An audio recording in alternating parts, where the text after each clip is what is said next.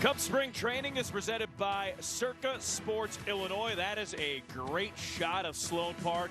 Another beautiful day of baseball in Arizona. Cubs out in full force. Cubs fans showing up in Mesa. They are happy, they are excited, they are tailgating, they are having fun, getting ready for some spring training baseball. Welcome everybody to MLB Sports Network. Alex Cohen joined here by Ryan Sweeney. Ryan, Cubs won yesterday, won 6-1. Jordan Wicks, great start, 3 innings. Looking to get another start from another talented lefty, Drew Smyly, on the bump today. Absolutely, and Drew Smyly, it's going to be interesting to see what the Cubs do with Drew Smyly. Made 23 starts last year, but you go back and you look at his splits between a starter and reliever, 113 innings to 28 innings, but you see there that 5.62 ERA against that 2.5 ERA, so it was more effective out of the bullpen. We will see what the Cubs end up doing.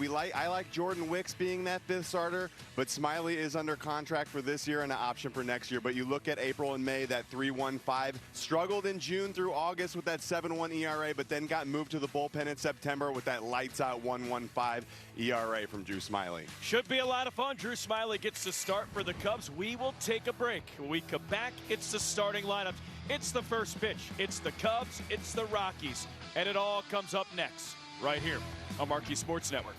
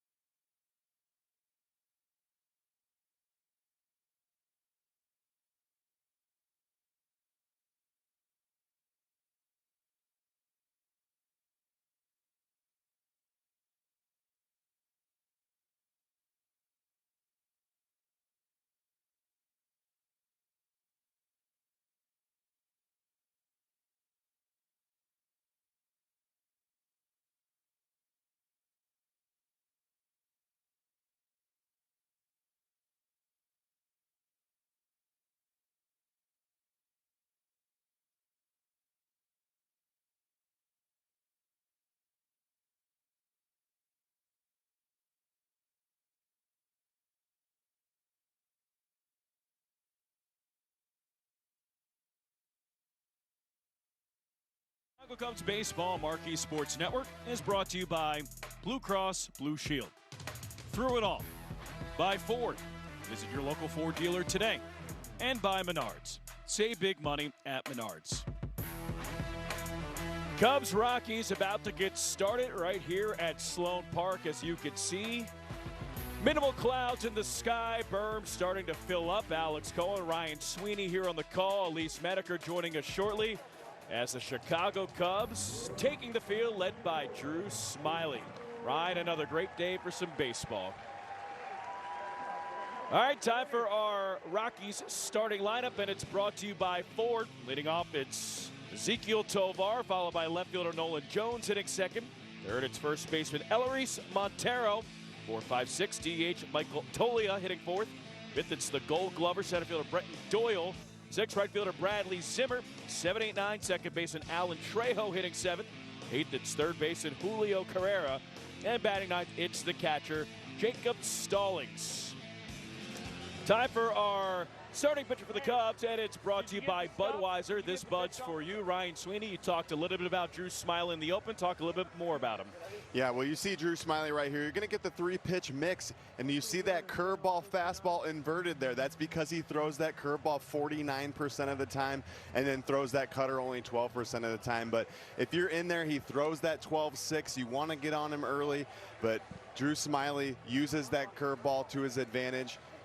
And nice job out of the bullpen and as a starter last year. 6'2 lefty, 34 years old. Second round draft pick back in 2010. That's when Ryan Sweeney was playing. Defensive setup for the Cubs is brought to you by Blue Cross Blue Shield. Cubs right to left of the outfield. Mike Tauchman in right. Alexander Canario getting the start at center. Two-time Gold Glover Ian Happ in left. Patrick Wisdom getting the start at first. Nico Horner at second. Dansby Swanson at short. Christopher Morel at third. And doing the catching, it is Jorge Alfaro. And getting ready for some action, Ezequiel Tovar, second year with the Rockies. 253 hitter, 13 home runs, 73 runs batted in last year. First real big league spring training. Here's Drew Smyly, and here's the first pitch. Swing and a miss, strike one. And Ryan Sweeney, we are underway at Sloan Park. We are. Beautiful day here. Drew Smyly last year averaged about a strikeout per inning. 0-1. Spinner foul. And you look at Tovar swinging at the first two pitches. He is an aggressive hitter. He is up there. He is not looking to walk. You see his numbers there from last year. Probably going to hit in the 2-hole with Blackman being that leadoff, and you have Chris Bryant hitting third or fourth. But good young 22-year-old shortstop right here. 0-2. A pie, 1 ball, 2 strikes. You look at Drew Smyly's numbers from 2023. Again, 20-plus starts and over 140 innings. Reliable. 1-2. Line drive over the head of Dansby Swanson into left field for a base hit. Well, there's that curveball right there. Tovar sitting back on it nicely, but maybe not that 12-6 as sharp as he liked it to be early on in the season, but Tovar goes down and gets it and drives it just over Dansby Swanson's head for the first runner of the day. Ezequiel Tovar leadoff single. Here's Nolan Jones. Really burst onto the scene with the Rockies last year. 297 hitter, 20 homers, 62 runs batted in. Takes a fastball inside, count 1-0. Nolan Jones came up in the Cleveland Guardians organization. Got traded last year for a minor league infielder, Juan Brito. Spent some time in Albuquerque, then went up to the big leagues. It's arguably their best player. He really is. You talk about a good left fielder, and we've talked, Alex, he can be a little streaky, but with that 297 batting average last year, 20 bombs, this is a guy that they really look to be in that middle of the lineup for the foreseeable future for the Colorado Rockies. Top 5 in the 2023 NL Rookie of the Year voting. Originally from the Philadelphia metropolitan area, was a hockey player in high school. Yeah, you take up baseball and become a big leaguer. Must be nice. 0-2, inside corner. It's a call, third strike. Bring him up, sit him down. Drew Smyly, first strikeout. First out here with the first. Nice pitch right there. And we talk about that fastball command. And early, that's good to see from Drew Smyly, being able to command that arm side fastball down and into a lefty. Jones frozen right there. Nice pitch. So runner on first, 1 away. Bring up Eleris Montero, former St. Louis Cardinal prospect. Eleris Montero, last year 85 games with the Colorado Rockies, 243 hitter, 11 home runs, 39 runs batted in. Originally traded from the Cardinals to the Rockies as part of a deal for Nolan Arenado. Swing and a miss. Go back to first, not in time. And you see there, that's when Smyly's on, he's burying that curveball down in the dirt. He's not leaving it up. I think that's why he was so effective out of the bullpen last year. You think when you can't really sit fastball off of him. You have to be able to adjust to the off-speed pitches.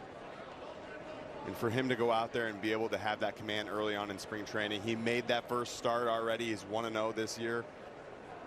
Drew Smyly looking like his in mid-season form. Burrell to second for one. Back to first. It's a double play. Matt Mervis with the scoop. Christopher Morel passes another test at third. 5-4-3 twin killing. Drew Smyly scoreless inning. Go to the bottom of the first. No score from Sloan Park.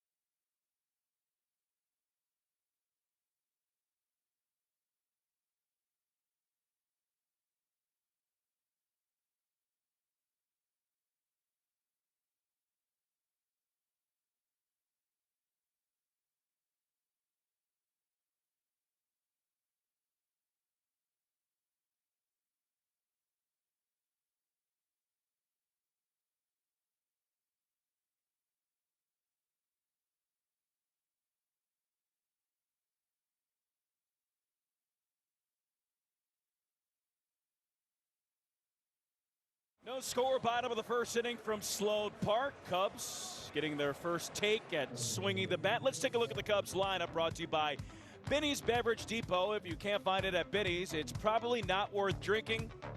Happ, Swanson, Morel, 1, 2, 3. Nico Horner out of the cleanup spot, hitting fourth. Mike Talkman, Jorge Alfaro, Matt Mervis, 5, 6, 7. And the bottom two hitters, Alexander Canario and Pablo Aliendo. First pitch to Ian Happ, misses outside. 1 ball, no strikes. Time for the starting pitcher for the Rockies, and it's brought to you by Budweiser. This Bud's for you. Ryan Sweeney, after this pitch, tell me a little bit more about Dakota Hudson. Well, you see right there, he's going to rely on that sinker. He's got fastball, slider, curve. We'll mix in that changeup occasionally. But if you remember with Hudson in 2019, 16-game winner with St. Louis. So he has been around a while, knows how to pitch, maybe doesn't have that velocity like he used to have throwing 91, 92, but he relies on that sinker right there a lot. Hudson gets Ian Happ to ground out. 1 up, 1 down, and here's Dansby Swanson. Time for the defensive setup for the Rockies, and it's brought to you by Northwestern Medicine. Bradley Zimmer in right, Gold Glover Brett Doyle in center, Nolan Jones in left, Eleris Montero at first, Alan Trejo at second, Ezequiel Tovar at short, Julio Carreras at third, and Jacob Stallings, first year behind the dish for the Rockies. Stallings got that Gold Glove, huh? Nice. A lot of Gold Glovers in that game. Yeah. Dansby Swanson looking for his first hit of spring. 0 for 2, 2 walks. First year with the Cubs last year, 22 homers, 80 runs batted in. 1-0. Yanked foul. 1 ball, 1 strike. And it's still so early in spring training, right? I mean, it's February 29th right now. I don't think any of these guys are worried about getting knocks right now. They're just trying to feel good in the plate, make solid contact, hit a few line drives, and they will eventually fall. You just want to be ready for opening day. Track pitches, stay healthy. Staying healthy, that's huge.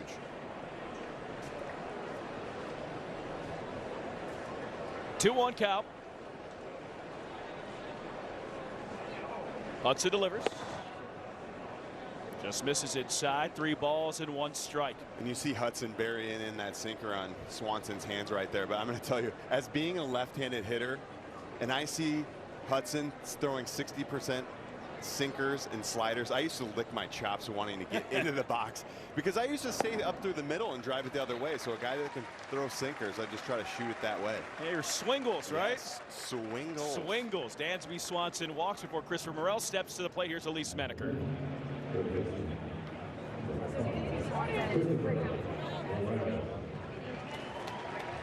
As we can all see it, that confidence he has. And Counsell said that in and of itself is a form of leadership because players see that and they feed off of it. He also said, look, I knew he was good, but now getting a chance to watch him every single day, he's like, can he make it look any easier? Like, come on. And I feel like when he said that, he just kind of was all of us, because I think that was a lot of reaction in Chicago. Like, Dansby, we all knew he was good, but the way and the ease that he plays with, it's just so fun to watch. He is an up-close-and-person type of player. Thanks so much, Elise Menaker. Morel smokes that one. Dead center field. Brenton Doyle back. It's off the wall. Dansby Swanson stops at third, and Christopher Morel, that's a missile to center. Double here in the first, second and third, one out for Nico Horner.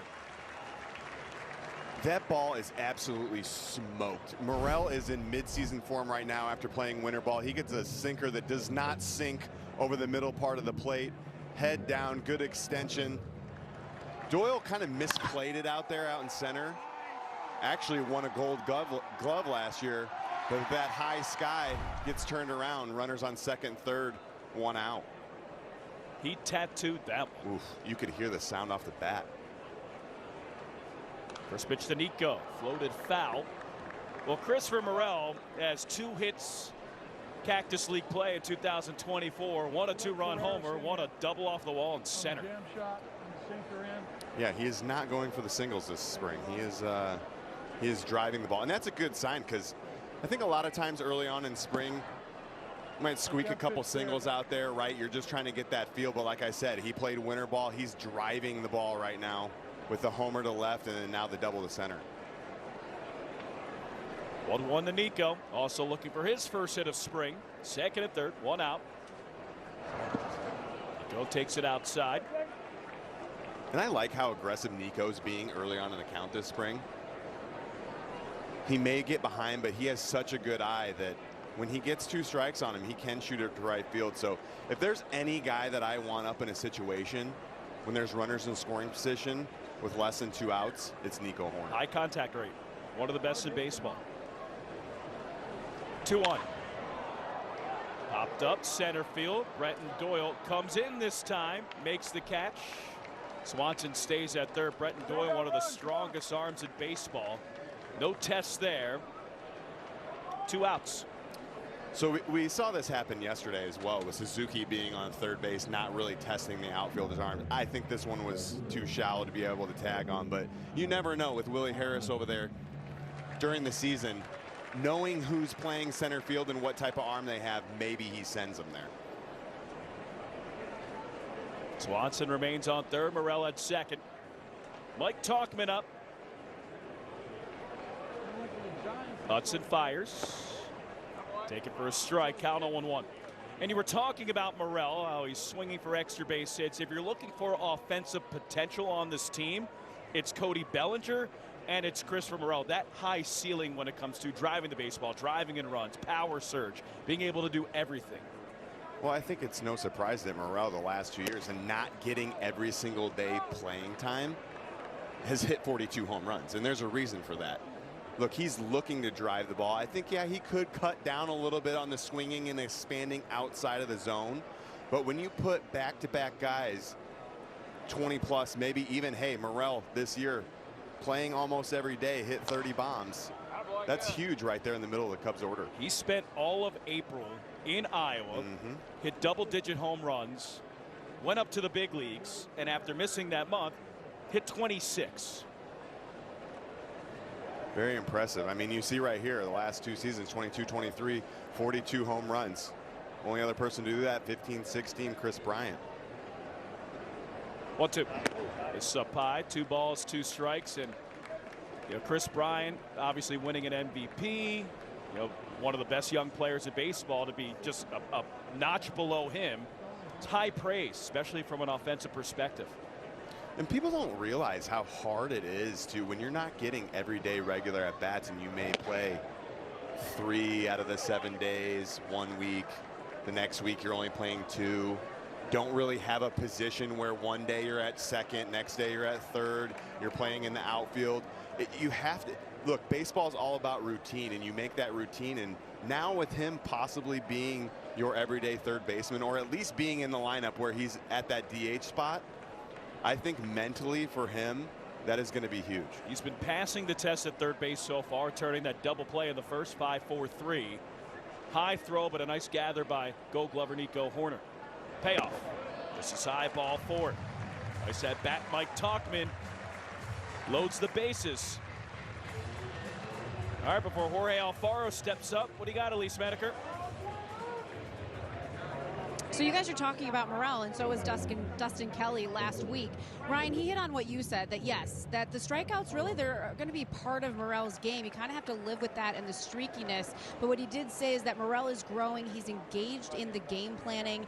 You know, a pitcher, he's intimidating Morel in the box, because if you make a mistake, that pitcher knows, like we almost saw, that he can leave the yard. When I talked to Christopher myself, he made an effort to tell me that he's been working on trying to lay off that slider that we would see him fishing for last year, and really just try to sit in and hit that fastball that we know he can hit so well. Well, he did hit that fastball off the wall in center. Thanks so much, Elise. Where Alfaro takes it outside. 1 ball, 1 strike. Jorge Alfaro up with the bases loaded with 2 outs in the first. And going back to Morel, I think that's such a good point, that you will get that swing and miss, right? It's inevitable. But he wants to get better. He wants to learn. He wants to get in his pitch in the strike zone. So working with Dustin Kelly, I think will be a positive for Morel as well. 1-2 count here to Jorge Alfaro. Lots of big league experience. Hit 18 home runs a couple years ago with the San Diego Padres. He's got that big league flow with that hair too. 1-2. Outside corner. It's a called third strike. Alfaro down on strikes. Cubs strand the bases loaded. Go to the second inning. Rockies Cubs, no score.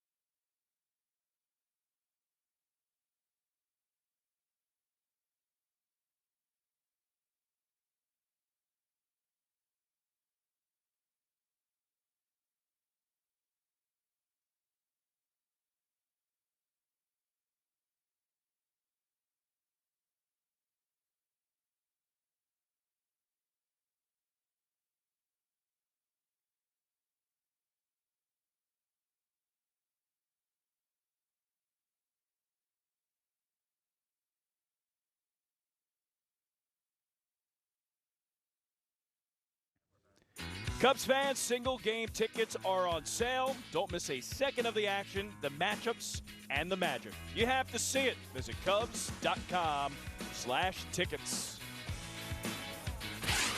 Baseball in Arizona right now. Baseball coming up in Chicago in the next couple of weeks. First pitch is flared, shallow right field. Falls in for a base hit. Michael Toglia. Already 5 hits this spring, a leadoff single. Yeah, Toglia having a good spring training so far. Jams at him inside early, just pulls his hands inside and flares it to right field. Toglia 333 with 2 homers and 4 ribbies already on the early spring training. That might show up as a hit. That's a good pitch by Drew Smyly. Absolutely. I mean, it was first pitch too. He's just trying to bury it inside, and not thinking that he's going to swing at that, and a hot hitter stays hot. First pitch to Doyle, taken down the middle for a strike. Brenton Doyle, Gold Glove winner in center.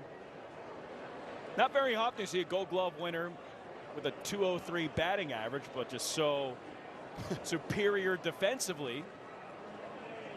6'2", 225-pound outfielder. He grounds that one to third. Morel on his knees, bobbles it over to first, and it's a little bit late.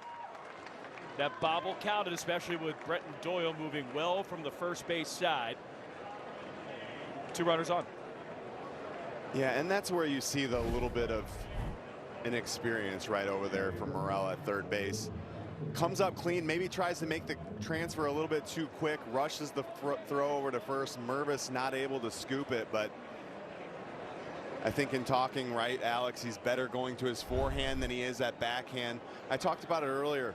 You wonder if working with the infield coaches, if they can somehow, look, I didn't play infield, so I have no idea. I was in the outfield, but if they can position him some way to make him get more forehands. I'm not saying play more doubles and play down towards the line, but it's just one of those things where you want to put your body in the best recipe for success. And I think if Morel can get more forehands than backhands like we saw right there, he could be more successful. Because he has range. Obviously, the arm strength is there. It's just being comfortable going to his left behind the bag. Well, and I think it's trusting his arm too, right? Knowing that he has that arm strength where he doesn't need to hurry up and try to rush everything. 2-0 lofted to center. Canario makes the catch. Runners stay where they are. Alexander Canario had a great game yesterday. RBI single, outfield assist playing left. Let's see what he can do in center. Well, I think it's great that Craig Counsell is giving a lot of these young guys a serious look in the outfield. Like you said, Alex, Canario, nice play in left field. He's moving them all around, playing center today. We know he can hit. It's just finally tuning up that defense. First pitch to Alan Trejo. It's a strike. Count on 1-1. Alan Trejo last year, 83 games up in the big leagues, since been designated for assignment, now a non-roster invite. 4A infielder.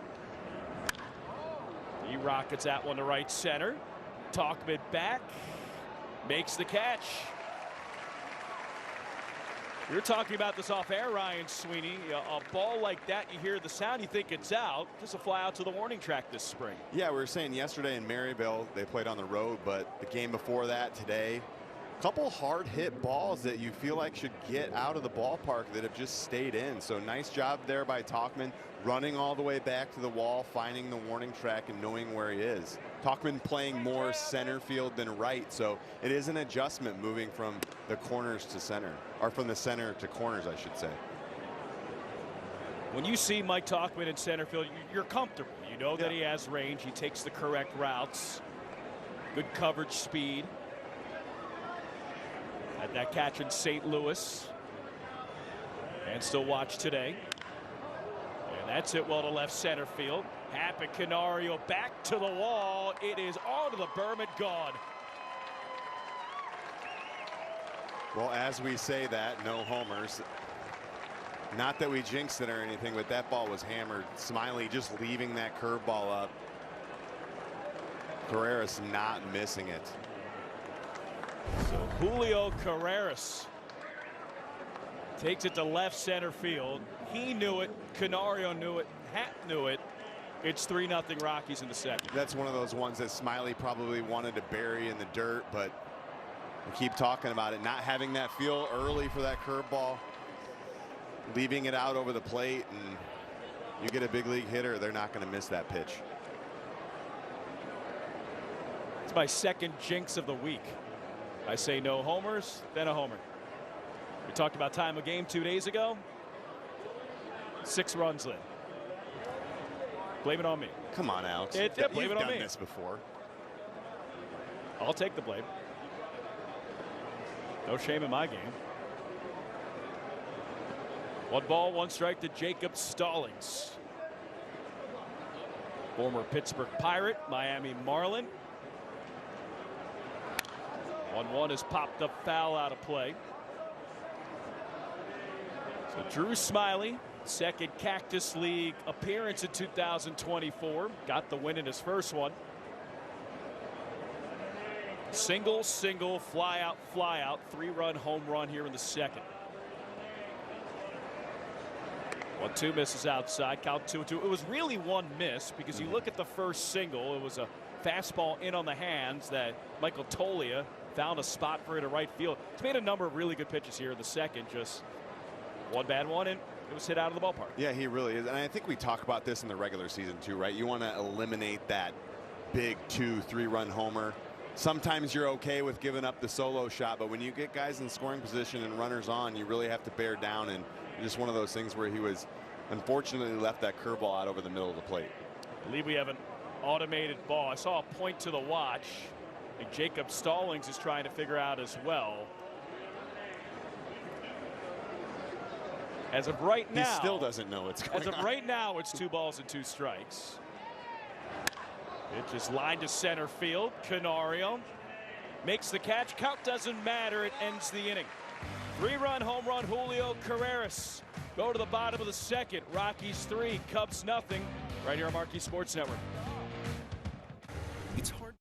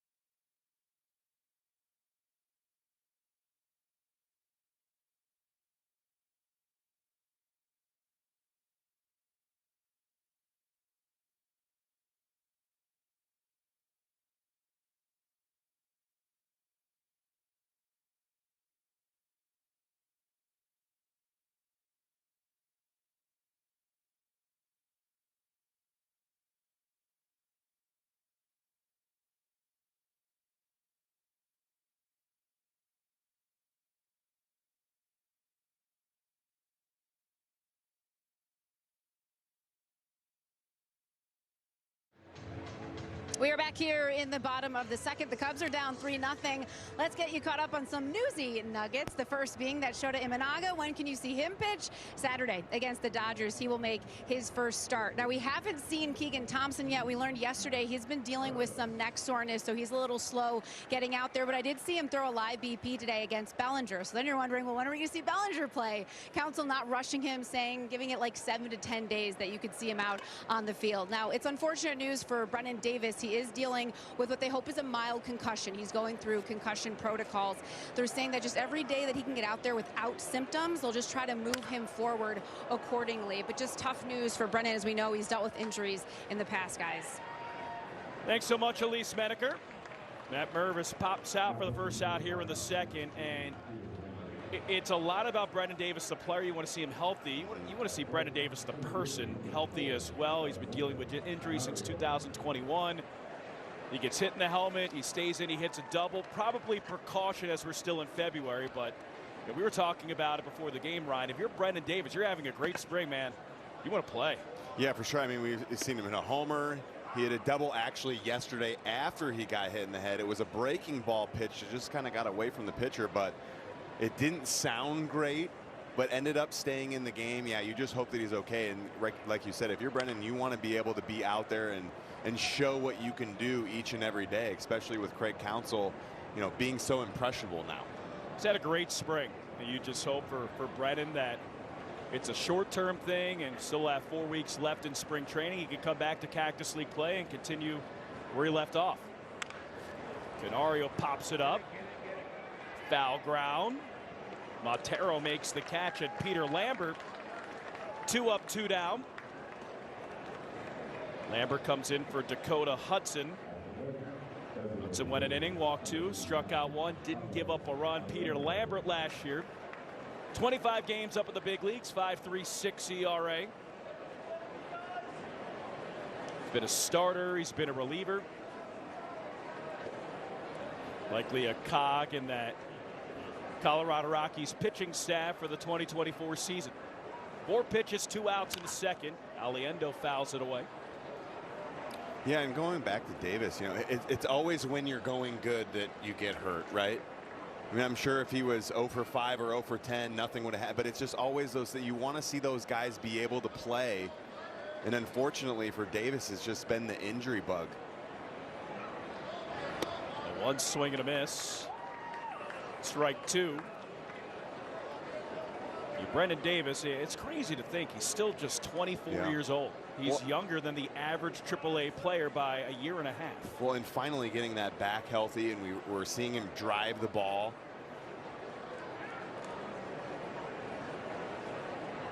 Oh, 2 from Lambert. Check swing, went around, strike 3. Cubs go down in order in the second after a hectic first. Let's go to the third. Rockies 3, Cubs 0. You're watching Cubs Baseball, Marquee Sports Network. Double.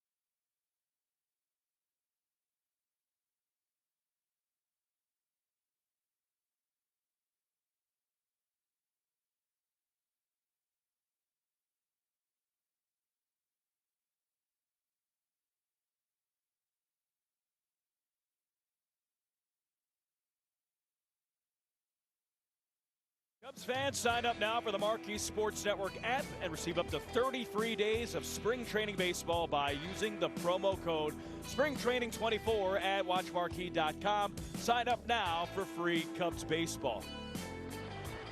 Drew Smyly, third inning of work. Second trip around the order. Ezequiel Tovar. Single in his first at-bat. Well, we saw Jordan Wicks go 3 innings yesterday. Drew Smyly going 3 innings today. Starting to stretch those starting pitchers out, which is good to see. At least starting pitching options. Yeah. With Wicks possibly absolutely being the number 5 starter. Drew Smyly made a 20-plus starts, 23 starts last year. We keep talking about the options that the Cubs have at multiple positions. And I mean, look, it's a good problem to have. I mean, having more options than no options is, I'm sure, is what the Cubs want to see. I mean, your starting pitchers, Justin Steele, Shota Imanaga, Jamison Tyone. That misses a pie count 2-2. Kyle Hendricks. And then you have 4 main options for that 5th starter spot. Jordan Wicks, Drew Smyly, as we said.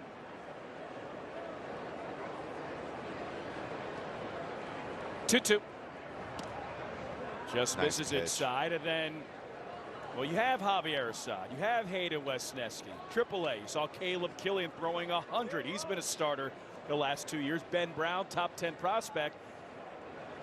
Cade Horton waiting in the wings. I mean, there's depth there. There really is. And I know Wesneski had a tough first outing. Tavar rocks that one to center. Canario back. That's gone as well. Wow, Tavar, 3-2 count. Well, it was the curveball last inning. Fastball out over the plate. Tavar not missing. Ever since we said the wind wasn't blowing out, apparently these guys are just barreling up balls right now. But you see here, 3-2 count again. Smiley leaving it out over the middle of the plate. Tavar just getting that good extension, driving it to dead center. It's tough early on in spring training, just not hitting the corners, leaving the ball over the middle of the plate. And like I said, Tavar with 15 homers last year, he's a smaller guy, but he can still drive it out of the park. Yeah, that's dead center, about a quarter of the way up the berm on a line drive. Loud sound, loud home run. Nolan Jones up. Let's take another look at that fifth starter spot. Wicks, Smiley, saw Wicks yesterday, Smiley today. Javier Assad, great year last year. 10 starts, 22 bullpen appearances, 3.05 ERA. Now, when Hayden Wesneski is at his best, he might have a higher ceiling than all three of them above him. He really is. And you know, Javier Assad, for me, last year, earned the right to be a fifth starter. But we'll see what happens. I think it's going to be that revolving door this year with guys being able to go up and down from AAA. If you have options, you can be able to be sent down and then called back up. Who knows with Shota Imanaga? You know, he's used to throwing in Japan where he has an extra day of rest. So maybe they do go 6 starters with the off days to start off early on in the season. Nolan Jones opposite way. There's a single just over the head of Christopher Morel. Saw the athleticism from Morel there. Nearly came away with that. Yeah, and Jones, we talked about him last year being a streaky hitter, but if he can do this, shooting the ball the other way, Morel timing it, but just over his glove. He's playing way off the line right there, too. So normally that would have just been a normal base hit for him to even have the option to be able to possibly catch that ball. Montero grounds it out. That catch would have been really impressive.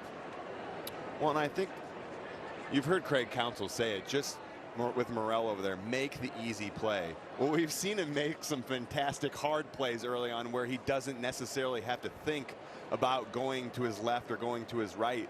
But he's right. It's that one that's right at you. Make that routine play. Get that lead out. Don't try to rush it. Trust your arm. And you've seen Morel a lot at AAA as well. You talk about that arm angle, being able to hopefully kind of shorten it up a little bit. Look, when you're playing the outfield, you want to get that arm out there. But when you're playing infield, boom, it's quick out of the glove, short. It's almost like you're throwing from the catcher's position. You know what? For an outfielder, you know how to talk infield pretty well. Christopher Morel, 59 games as a designated hitter, 16 games at second, 21 games in the outfield. Line drive, foul ball, and you could see the versatility there. But getting Morel in the order every day, playing third, getting that routine, there's a comfortability there. Yeah, it's figuring out how to get his bat in the lineup, right? And it just seems like it makes the most sense right now at third base. And he did DH a lot last year. I don't know, there's certain guys that he doesn't seem like he has a problem with it, but there's certain guys that don't like to DH. Ball in the hole in the left field. Montero is single. Inning continues. Yeah, Smiley right now just leaving balls over the middle of the plate. You got Homer, single, getting that pitch count up right now to 38. So meeting at the mound, and again with Drew Smiley, you look at the results right now. You know, 4 runs, 7 hits, but it's February 29th. Yep, it's the leap year. It's a leap day. And at this point in your Drew Smiley, you're thinking about mechanics. You're thinking about staying healthy, working on your pitches. I'm not sure if 4 runs on 7 hits, if that's the biggest concern right now. Yeah, I don't think that really affects him. And look, he's a veteran guy, so I think it's one of those things where, you know, he is frustrated that he's not making the right pitch that he wants to throw right now. He's leaving the ball out over the middle of the plate. So I would have to guess if he does an exit interview and he's talking about what do I need to do different today, you know, it would be hit those corners. I didn't have a great feel for my curveball. You know, I want to be able to hit my spots, but we've seen glimpses of it where he has been able to throw that 3-2 pitch and paint it on the inside corner, but really it's been leaving balls out over the middle of the plate later on in the count. And these guys, it's just loud off the bat right now. That was a look into the Budweiser broadcast booth. This Bud's for you. Tolia misses low, 1 ball, no strikes. Now, he's a competitor. I'm sure that he says, man, like, I wish that I could have a couple pitches back. But when it's all said and done, bigger picture, yeah, I'm not sure the line score is the ultimate concern. No. If you're healthy right now, your arm feels well. But I think last year, you saw the numbers that we did in the pregame. When he got moved to the bullpen, he had that 1.15 ERA. It's because when he's in the middle of the season and he's going well and he knows he only needs to come in and throw 1 or 2 innings possibly, and he has his fastball command when it's not February 29th, to go along with that curveball at 12-6, that's tough to hit just for 1 inning. 1-1. Swing and a miss. And there it is. And that's just that little adjustment, right? Tommy Hotovy comes out. Talks to his pitcher, calms it down. Seems like every time pitching coach comes down, then you make a couple good pitches, but that last pitch, nice, down and in, buries it. Drew Smiley, 49% curveballs, highest in Major League Baseball. This is low with a 1-2. Well, that just shows you how good it is, too, right? If a curveball's not great, he's not throwing it 49% of the time. So that's what probably got him to the big leagues. Look, he's not throwing 95, 96, but he's throwing low 90s. You have to work on your command, and then he's throwing that curveball 49% of the time. 2-2. Foul away. Tolia stays alive. Yeah, Drew Smiley, with the contract situation, the amount of money that he's making, he will factor in to this Cubs pitching staff. Is it a starter? I don't know. Is it a reliever? I don't know. But he will be a valuable member of this staff in 2024. Yeah, for sure. He will be on this team. Regardless, just at what capacity. And like I said, if they're going to go with 5 starters or 6 starters, it seems right now the Rockies are just grinding out these. They're fouling off the good pitches and waiting around until Smiley makes a mistake and leaves one over the middle of the plate, and they're capitalizing on it right now. 4-0 Rockies lead. Pair of home runs, Julio Carreras and Ezequiel Tovar. Carreras a 3-run shot, Tovar solo blast. 3-2. Line drive left field, foul ball. And we talked about it. Tolia had a knock in his first at bat. This guy is on fire right now. It's one of those things where in spring training, if you come in hot, you can't sneak something by. He's a big dude too, 6'5", 247. So he's not getting cheated up there. Like a middle linebacker. Tight end. 6'5", 247. That's monstrous. That is huge. This is up high, ball 4. I mean, he could probably be a 3-sport athlete, be a power forward in basketball, tight end in football, and a DH in baseball. So here's Craig Counsell coming out to likely have a conversation, possibly a pitching change, pat on the shoulder, and Drew Smiley's afternoon is finished. So 4-0 Rockies lead, bases loaded, nobody out. Drew Smiley out, and this pitching change is brought to you by Lakeside Bank. Lakeside Bank, it's about time. Pitching change, 4-0 Rockies lead in the third on Marquee Sports Network. For your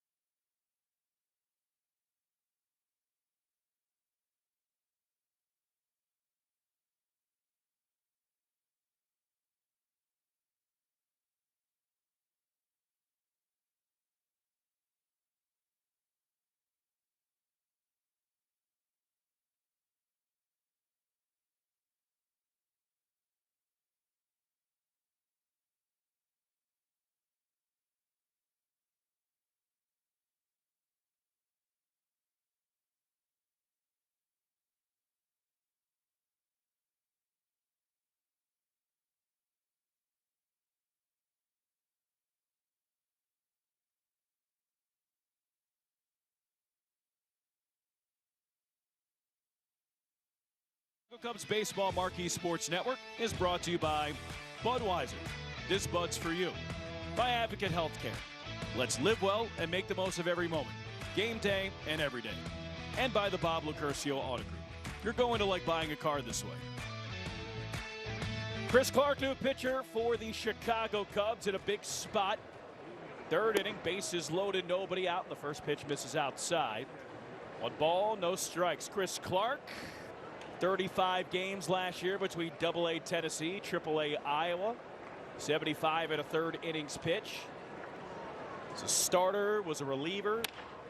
Ground ball hit to short. Swanson to Horner to Mervis. It's a double play. Nice pitch, and that's all you can ask for. A guy coming out of the bullpen, inheriting runners, bases loaded.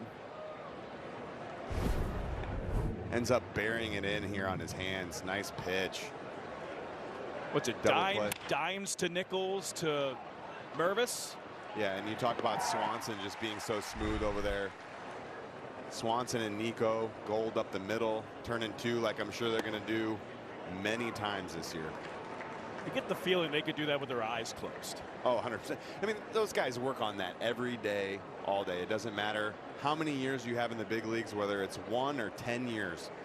They work on that every single day, just getting better. Swing and a miss, strike 2. Now, Chris Clark, you were talking about that pitch burying on the hands. He's a sinker baller pitcher, very heavy. Well, 92 to 94. 6'7" too. So another small guy out there on the mound. So it's like it's coming from 55 feet, barreling in on your hands, especially on a righty.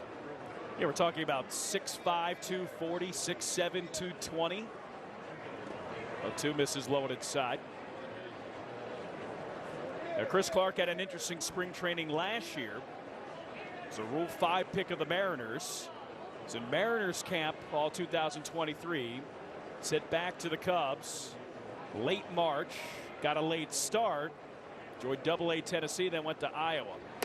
Swing and a miss, strike 3, high heat. Chris Clark strikes out Bradley Zimmer. It ends the inning. Rockies score 2 more. They lead 5-0. We'll go to the bottom of the third.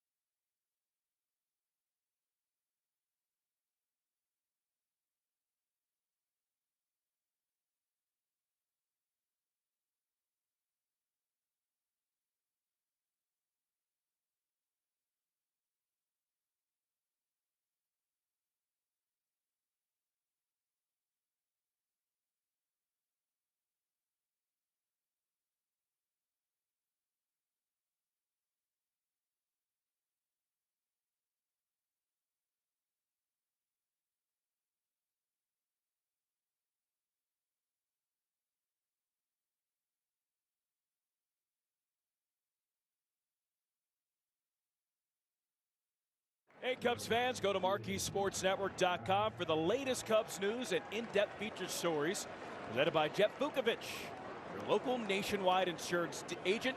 Visit JeffVuk.com. Nationwide is on your side. Ian Happ starts off the third inning. He slices that one.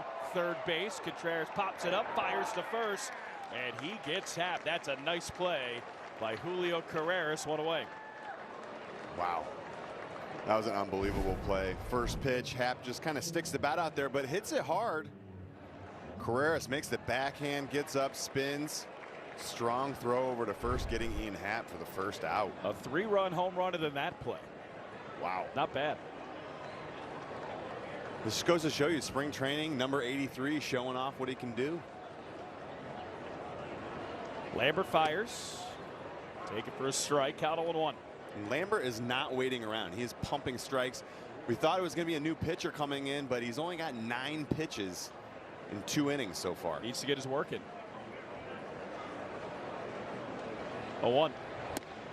This outside. 1 ball, 1 strike. Dansby Swanson first at bat. A walk. 3rd walk in Cactus League play this year. So looking for hit number 1.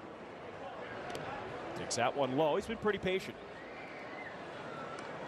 Look at his career numbers. .253 hitter, 2016 to 2023. Respectable .343 on base percentage. Hitters count. Back-to-back Gold Gloves, though. You know he's got that defense day in and day out. And right now, I'm totally fine with taking pitches, right? Going in, being able to, look and see what pitch you're going to get. But you talk about the strikeout rate, walk rate from 2019 to 2017. Strikeout rate 24% last year, best in 4 years. Walk rate best since his 2nd season. Dansby lines it foul high. He caught up to it. Able to stay alive. Count 2-2. So maybe working on that a little bit in spring training, taking a few walks. Dansby Swanson at his best. Might be the best all-around shortstop in baseball. He lines that one to center field, and Dansby Swanson has his first hit of spring. It's a single. Well, it always feels good to get that first knock of spring training, right? I know he's had a couple walks, but feels good to barrel a ball up, getting a fastball out over the middle of the plate. He gets that good extension. He keeps those hands back, head back. Not a whole lot of movement. That's why he can just go out there and drive the ball up the middle. Especially with 2 strikes, good approach. Here's Christopher Morel. Double first at bat. Takes that one low. I mean, aesthetically, that's just such a nice swing. Line drive up the middle. Well, ideally what you want, and you see it in a lot of these big league hitters, but when you're working with younger kids, you want that knee to be lined up with that hip, with that shoulder, with that head. And that head is, you watch a good big league hitter, and that head is not moving out all over the place. And there's a pitch right there. Morel spits on the first one. Maybe trying to be a little bit too aggressive, do too much. Check swings on that one. Now 1-1 count instead of 2-0. Christopher Morel trying to win the 3rd base job out of spring training. 1-1. Outside. Count 2-1. You have Christopher Morel. You have Nick Madrigal. You have Patrick Wisdom. At least you have options.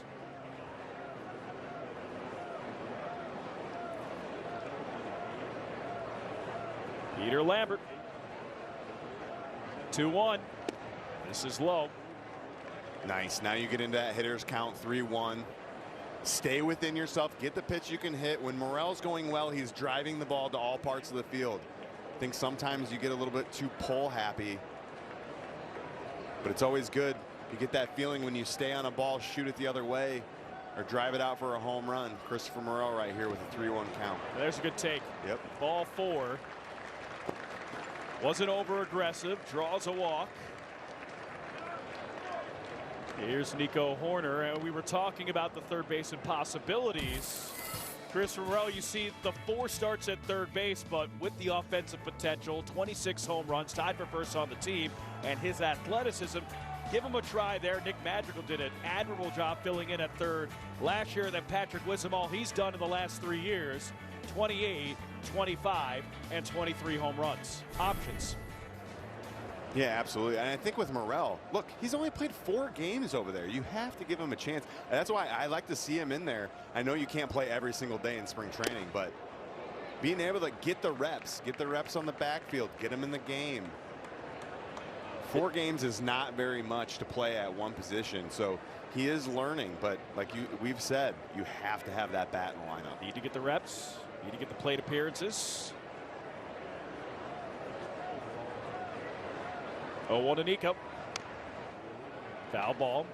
No balls, 2 strikes, and having a manager who's an infielder like Craig Counsell, and not saying he's feeding Morel to the wolves, but get him the experience. It's February, obviously the last day, but it's important for him to get these reps, get these games. Field that ball in the backhand, fumble it, and learn how to have better success. Nico lines that foul. No balls and 2 strikes. Let's send it down to Elise Medeker.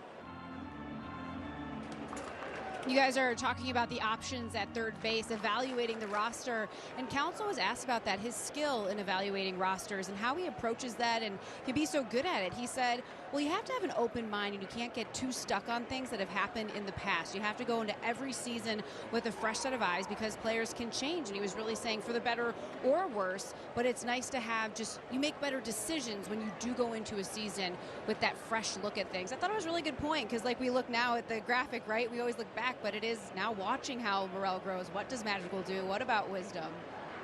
It's such a practical approach. I like that. I think that's why he's so liked around the league. Not just the baseball guy, the mentality that he has. He's just brought that different energy into camp, right? Where you go about doing the little things that are going to help you. We saw a lot of stolen bases yesterday in yesterday's game. I think the Cubs are going to be running a lot, but you talk about that third base role, and there's no lock over there right now. I think Morel's got a lot of work to do, but I think he can be good over there if he needs to be. Runners at second, a third after the wild pitch. Nico takes it inside. Count 2-2. But it does help having a former infielder, right, that knows different things that he's looking for out of a player, and I think that's so important. You can't just rely on what happened last year. This guy played 60 games here, so I'm going to give him the opportunity. No, Morel, hey, we're going to give you the chance. You played 4 games, but we'll see what happens. Well, it's good having a manager who's a former infielder. It's also good to have a shortstop next to you who's a Gold Glover, second baseman next to him that's a Gold Glover, and a center fielder that's a Gold Glover. Mask your weaknesses if you have any at other positions, including third base. 3-2. Nico chops that one up the middle. It's into center field for a base hit. Swanson and Morel score, and Nico Hoerner's first hit of spring. 2-run single here with the third, and the Cubs are on the board. Nice piece of hitting right here by Nico. It's like a broken record, right? Not trying to do too much, staying through the middle of the field. I love it. Getting that fastball up.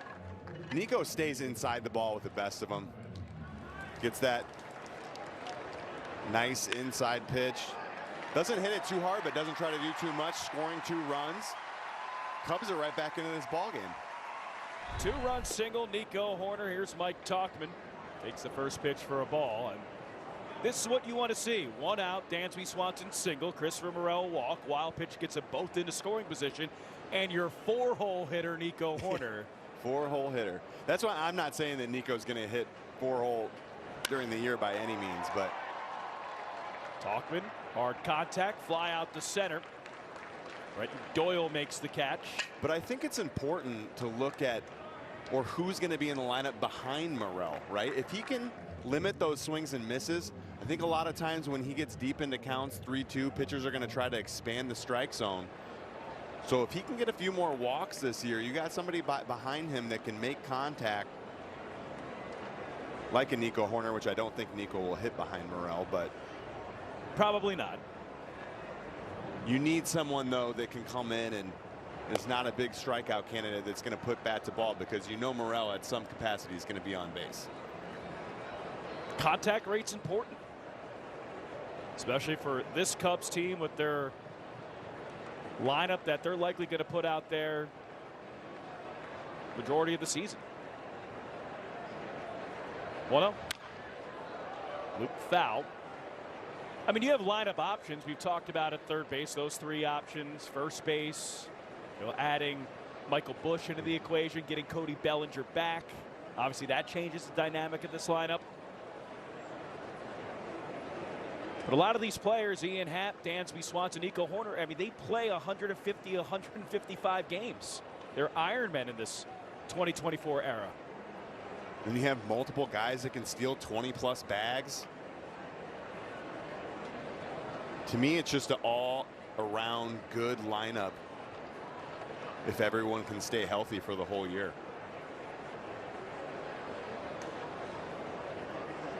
One to Jorge Alfaro.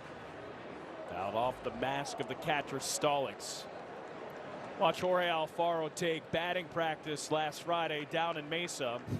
And that's a pitch in June that he probably hits over the berm. Big time power. Yeah, he does not get cheated. See 1-2 right here, probably going to get some sort of breaking ball. Hopefully he can stay back. Fouls that one off. 5-2 Rockies lead. Cubs on the board here in the third. 2-run single for Nico Horner. Jorge Alfaro, non-roster invite. Signed just before spring training began. Adds to the catching depth.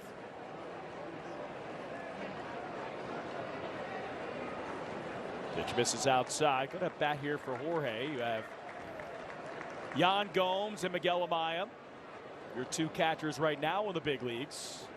But you add Jorge Alfaro to the mix.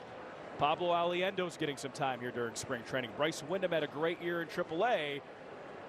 And right now, that catching position is one of depth for the Cubs organization. Well, it seems like every position that you talk about, the Cubs had depth at, but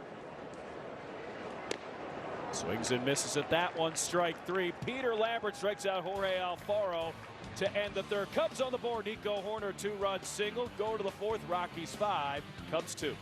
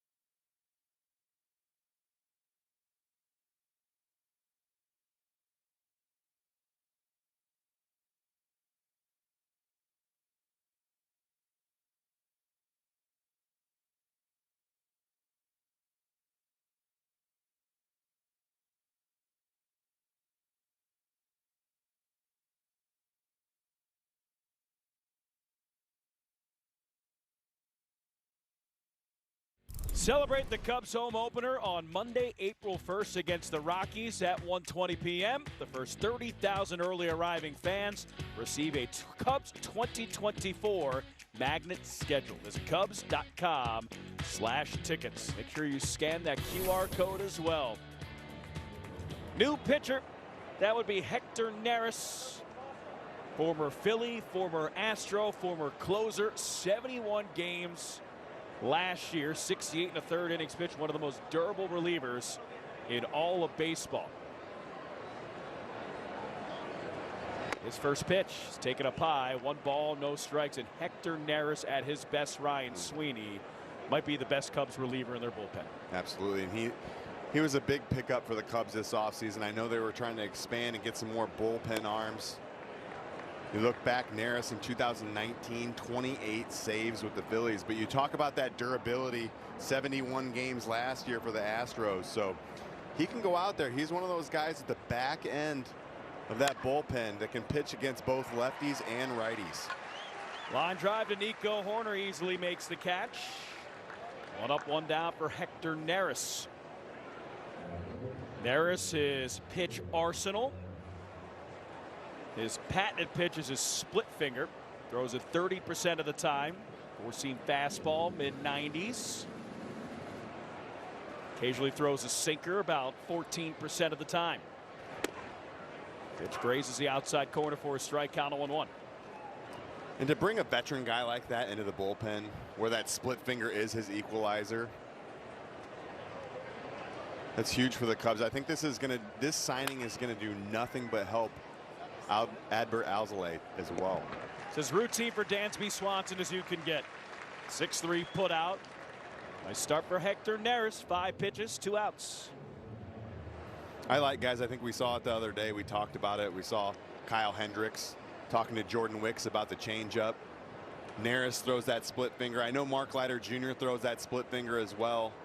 You wonder if they try to show that to some of the guys in the bullpen, maybe implement that. I know that's kind of more of an off-season type thing to work on pitches like that.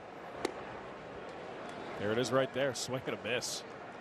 That's nasty. And that's not just breaking down. That's going, it has a bit of right to left movement. 6-3 with a 1.70 ERA last year with the Astros. Ground ball, foul ball. Hector Neris striking it out away from a 1-2-3 inning here with the 4th. I don't know, but you can just tell, Alex, I think when you start getting in the later innings in a spring training game, when the minor league guys come in, but when a big league guy comes in, you know he's in there and he means business, and he's coming in to get his work in and set him down 1-2-3. And he certainly does. Swing and a miss, strike 3. Hector Neris, great outing, 1-2-3 frame with the strikeout. Middle 4, Rockies 5, Cubs 2 here on Marquee Sports Network.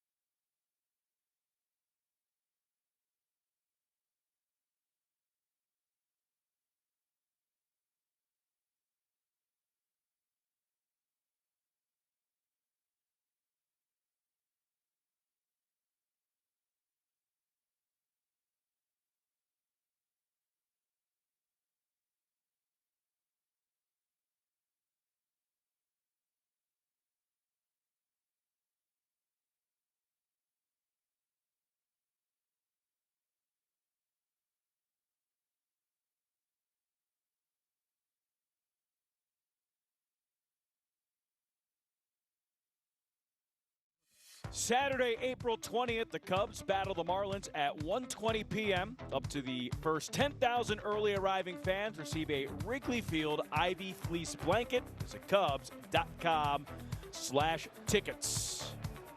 I could use a Wrigley Field Ivy Fleece blanket. Anthony Molina, the new pitcher. First pitch to Mervis is taken down the middle for a strike. Yo, Ryan, since I've worked with you the last 3 days, can you go to that game, snag me one, and send it to One Line Drive, Des Moines, Iowa, 50309, with my name on it, please? Anything for you, Much Alex. appreciated. Thanks so much. 1-1 to Mervis, misses high. Matt Mervis coming into today's action, tied for the Cactus League lead, walks with 5. 2-1. Mervis lines it to right field. It's a base hit. Hard contact, Matt Mervis with the single, and that's exactly what you want to see. Nice piece of hitting right here by Mervis. Gets a little, looks like a changeup down and away, stays on it, doesn't pull off. He pulls off that pitch. It's a ground ball to second base, but drives it into right field. Nice piece of hitting. Cubs are in business early. Here's Alexander Canario. Pitch hits the outside corner for a strike. I'm going to ask you a question, Ryan, because you've been in a number of different spots during spring training. You've been there as a non-roster invite. You've been there as a prospect. You've been there as somebody who might be the 24th man, 25th man on a roster. You look at Matt Mervis, pitch swing and a miss. How do you approach spring training if you're in Matt Mervis's shoes? You know, February 29th, at bat to at bat, day by day. If you're Matt Mervis, what are you trying to accomplish?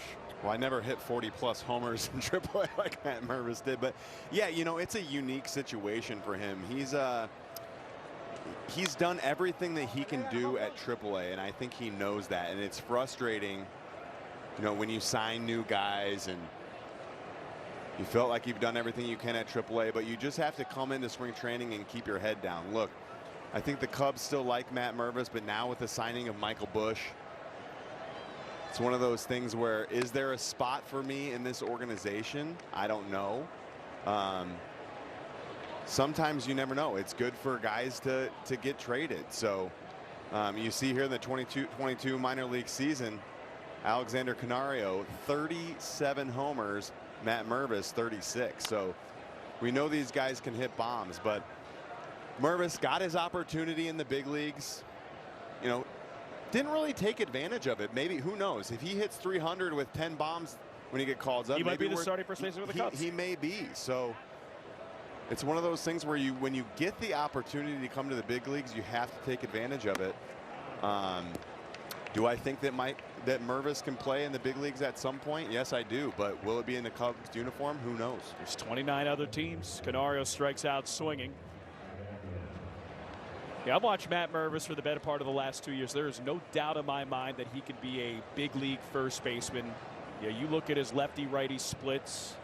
He mashes. I mean, pun absolutely intended, against right-handed pitchers. I mean, there's a clear path for him to be a big leaguer. Swing and a miss, but you brought up a great question.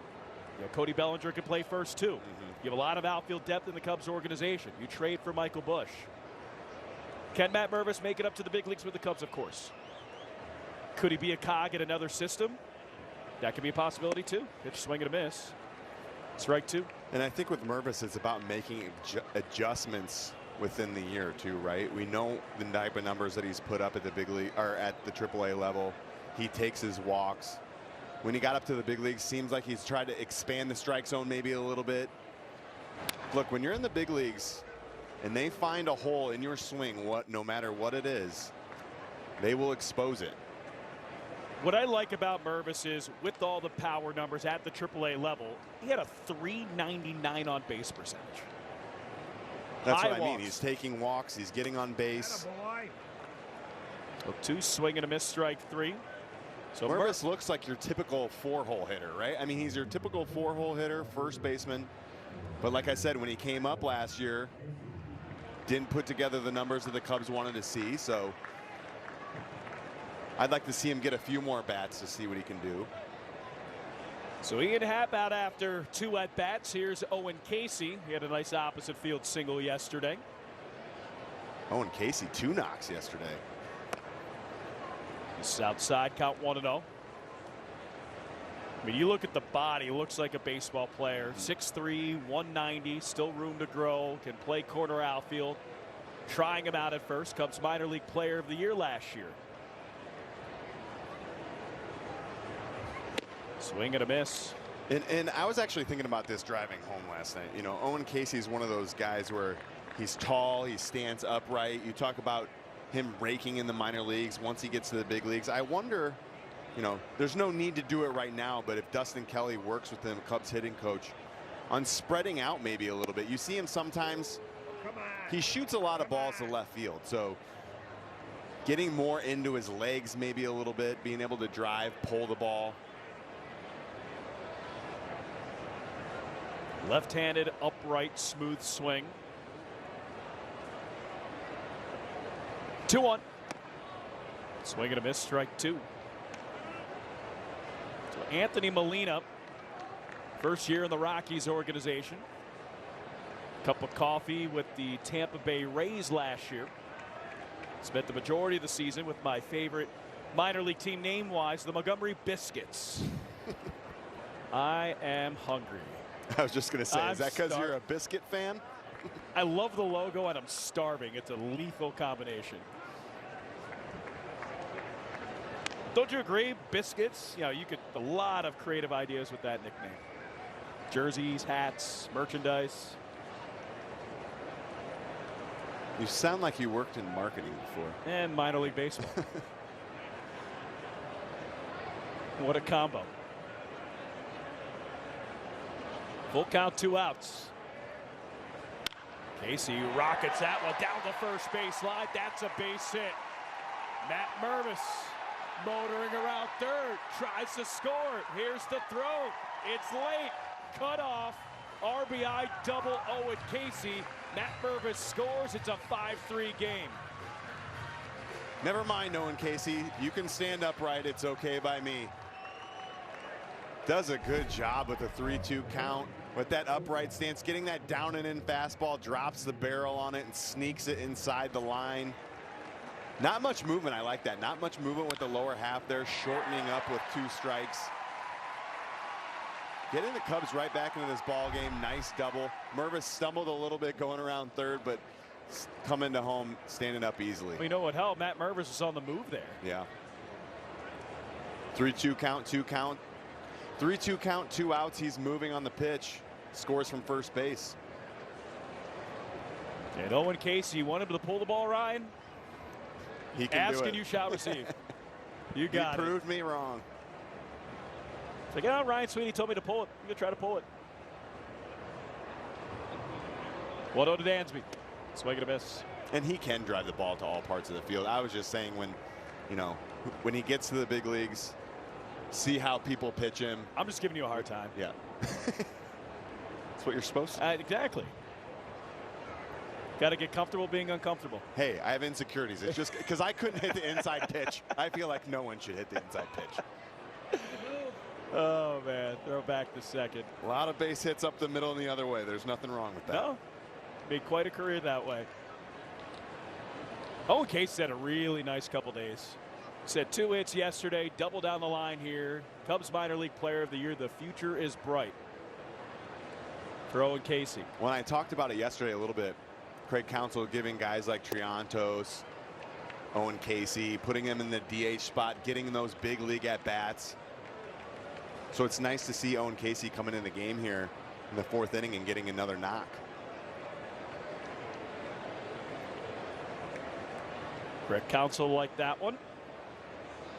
Looking over the lineup over there, seeing who he wants to put in next. Dansby rockets that one down the right field line and foul. Oh, it's some late slice to it. I know a lot about that with my own golf swing. 1 ball, 2 strikes. You play golf righty, obviously. I certainly not well. And that ball flight was very similar to mine. Dansby gets to stay alive, and I lose a lot of golf balls. Seems like a fair trade. 1-2. Swing and a miss, strike 3. So Dansby down on strikes. Owen Casey RBI double cuts. Cut into their deficit. We'll go to the 5th. Rockies 5, Cubs 3.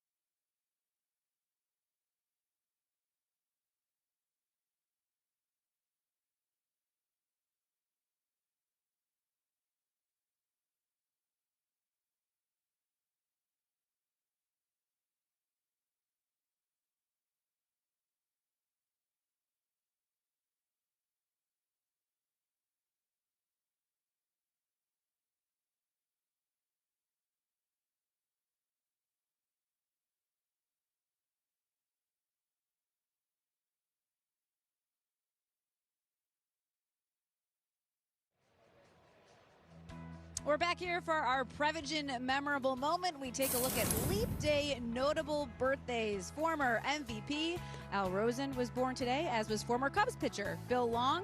And you also might remember Terrence Long, who played for the Oakland A's. Here's a little bonus nugget for you today. Bill, he would be turning 16 years old. How about that, guys? The big 1-6. And this is the third game played on a leap day for the Cubs. They played back in 2020 and 2008. They haven't won yet, so we're going to need to change that today. Certainly do. Happy 16th to Bill Long. Here's Daniel Palencia. That misses inside, count 1-0. The spring chicken. Daniel Palencia, 27 appearances up in the big leagues last year. That pitch misses outside. Count 1-1, and Ryan Sweeney, high octane stuff from Daniel Palencia.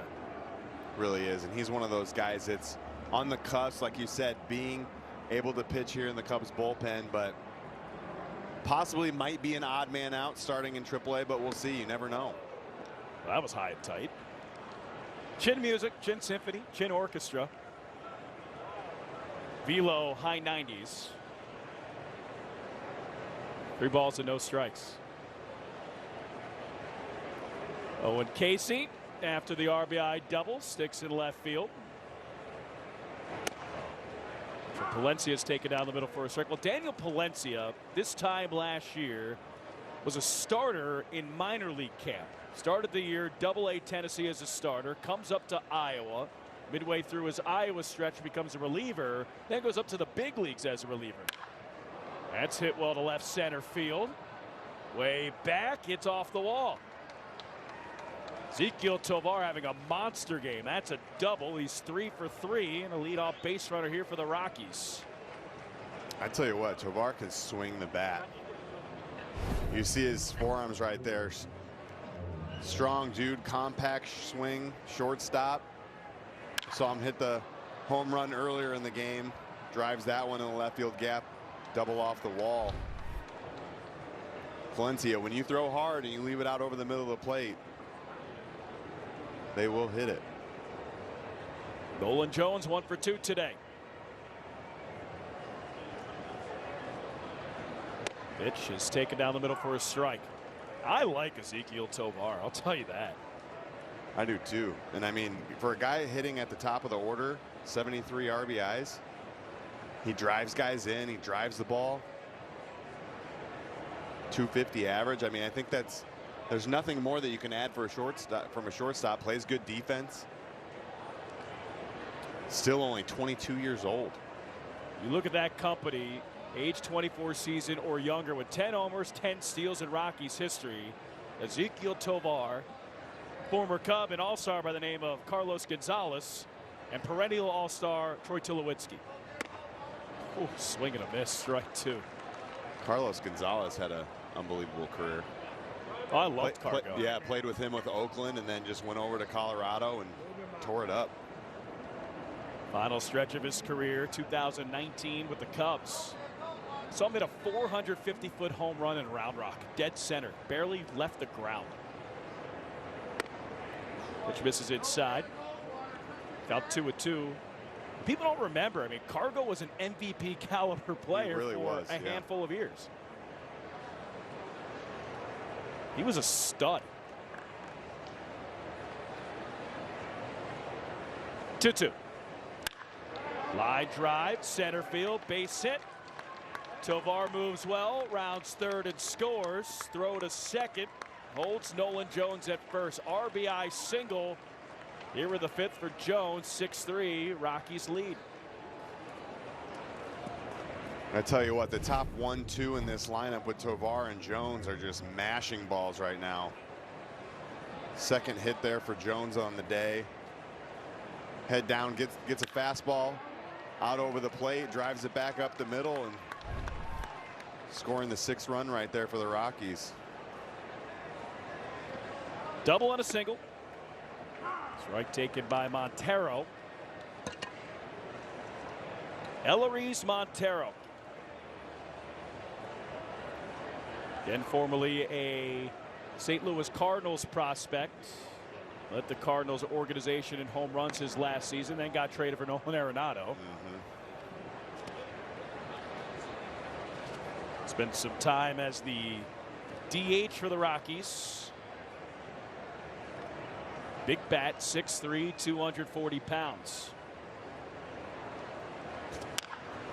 Ground ball to third, past the diving Morel, but it goes foul. It's been an eventful day for Christopher Morel at third base. Seems like there's a magnet attached to his glove hand. and there's he's like, I want to get some work in, but come on, guys, you're making me dive all over the place. Space it out. Dirty jersey. Counsell said to work on the routine balls. Hit me some routine grounders. 0-2. This is inside. 6-3, Rockies lead. Cubs, their 3 runs, RBI double. Owen Casey. And a 2-run single for Nico Horner. 1-2. That's drilled. Left fielded deep. Casey back to the wall. It's gone.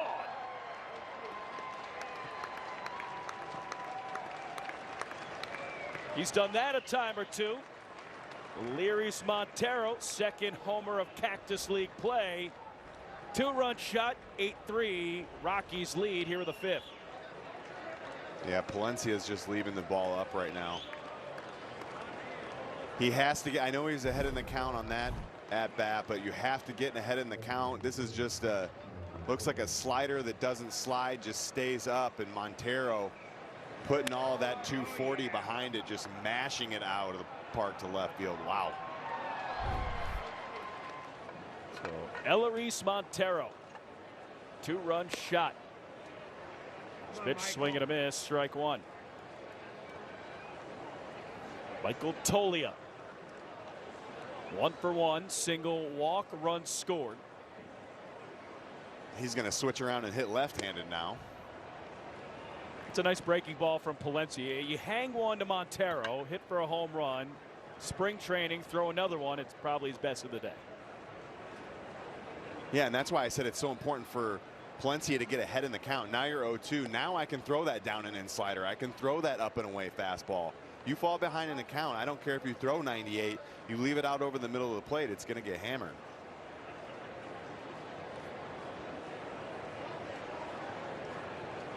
One-two count to Toglia. The pitch.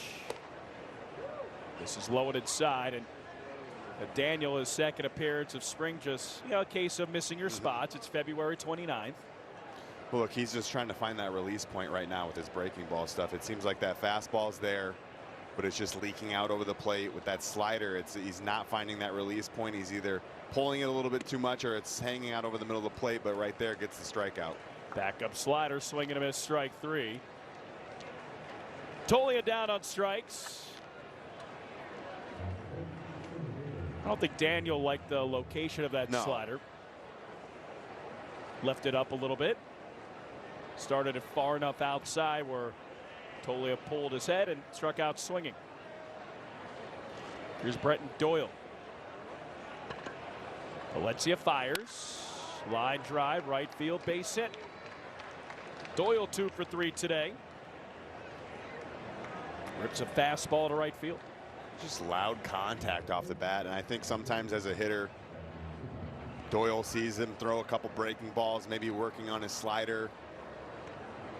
Goes up there, says, hey, it's 5th inning, we're up 8-3. I'm not going to wait around to see that slider. I got a first pitch fastball and drives it into right field.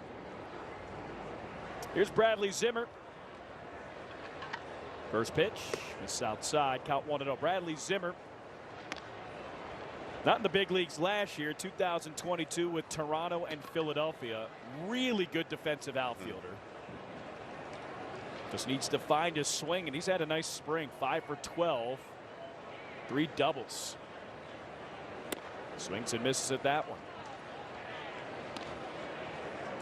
Daniel Palencia, when he's at his best, you have that fastball slider combination. Fastball 97 to 99, topping out at 100, then a hard slider to the high 80s, low 90s. That's another line drive caught by Horner. Throw to second, not in time. Cat-like reflexes, mid-season form for Nico Horner. Nice play there by Nico. Zimmer hammers this ball. Another fastball left out over the plate by Palencia, but Nico in the right spot. Casual flip over there to first. Knew he couldn't get him, but in good spot, good positioning by Nico. He makes everything look easy. He really does. I mean, every play, like you saw the social media clip where he bobbled the ball at second, then threw it through his legs. And you know what his first reaction was? Oh, I'm glad I did that on an error. Well, it's not an error if you throw it through your legs and you still get the runner at first. So I'm gonna counter that, Nico. Yeah, the Cubs up the middle are smooth for sure. Well, Jorge Alfaro comes out to talk to Daniel Palencia. That's an experienced catcher right there. You get the out. You see Daniel Palencia is missing a spot, showing some frustration. Well, you talked about when Palencia is on, he's on. He has that fastball working. He has that slider working. But when you're not able to put that fastball where you want and you don't have that feel for that slider, it's tough to get outs when you're leaving balls over the middle of the plate. Chopper foul behind home plate for the first pitch. 0-1 to Alan Trejo. Rockies get a home run from Eleris Montero here in the fifth. Fastball misses outside. And you're getting up to that point where you're coming in, you're throwing one inning, but you're at 25 pitches now, and you're maybe getting a little bit of fatigue going. So really have to bear down and try to hit your spots right here. Batter by batter, pitch by pitch. 1-1. Line drive over the head of Swanson into left field for a base hit. First hit for Alan Trejo today, second hit this spring. Daniel Palencia at 28 pitches. It brings out Craig Counsell, and you said fatigue might be setting in. It's February, and Daniel Palencia likely out of the game. This pitching change is brought to you by Lakeside Bank. Lakeside Bank, it's about time. Palencia out, fifth inning. Rockies over the Cubs, 8-3, right here on Marquee Sports Network.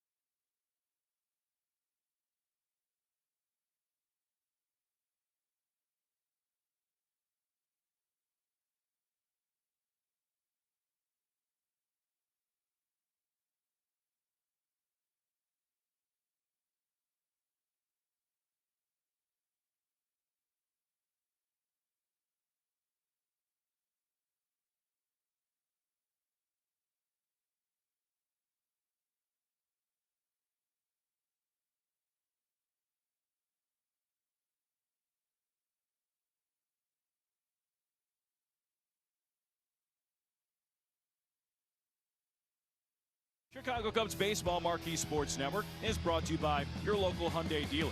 Find the dealer nearest you at buyhyundai.com. By Wintrust, proud legacy partner of the Chicago Cubs and exclusive home of Cubs checking. And by Prevagen. Prevagen is the #1 pharmacist recommended memory support brand.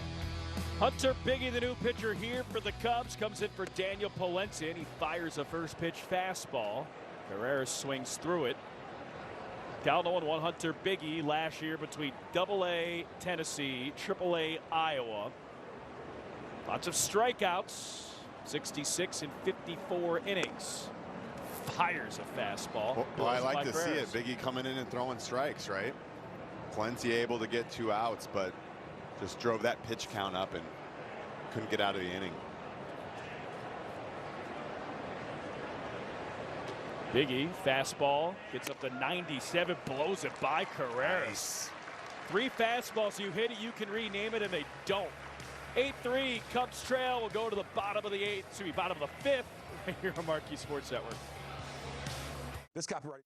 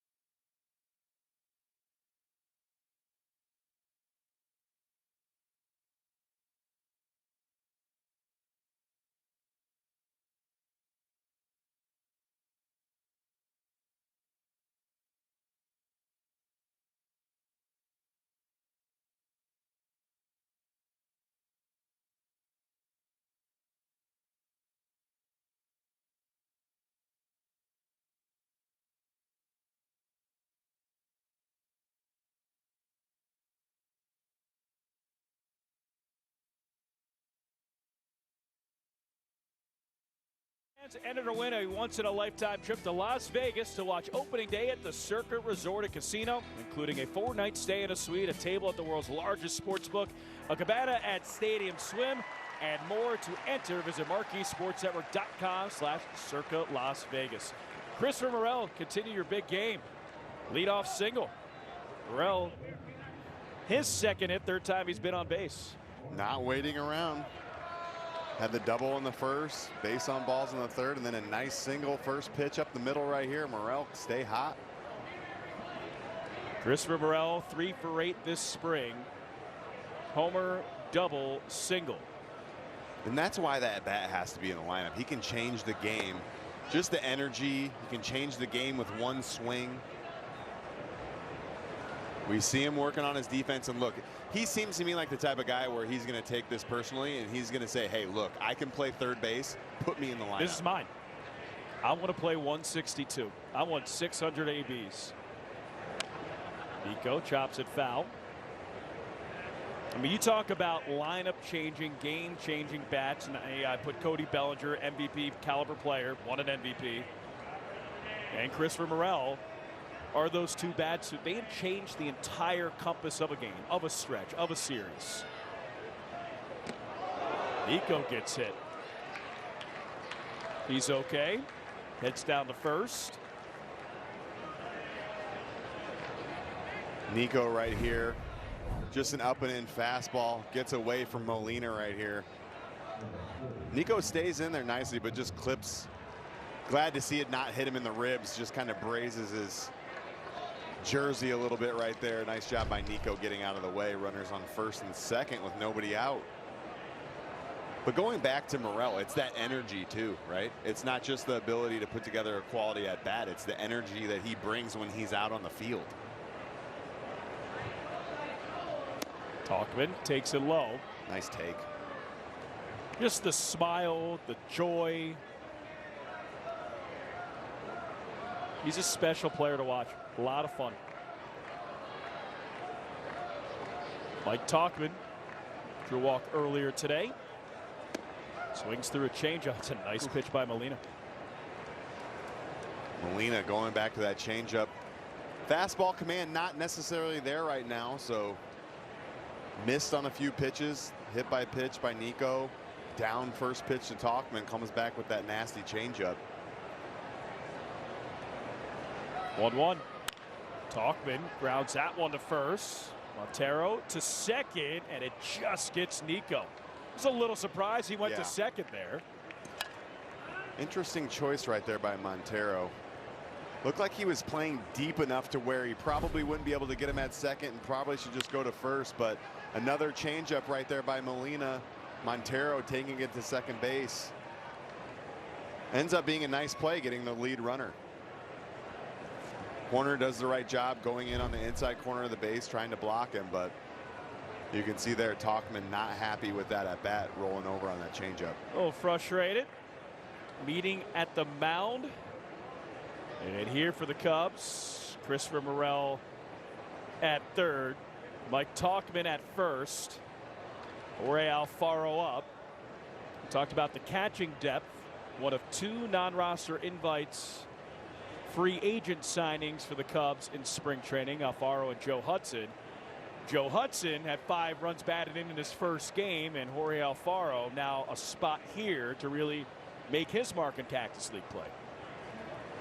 Yeah, Alfaro, his first 2 at-bats, strikeout, so he comes up in a situation here where he has runners on first and third, less than 2 outs. Show that you can get the job done right here.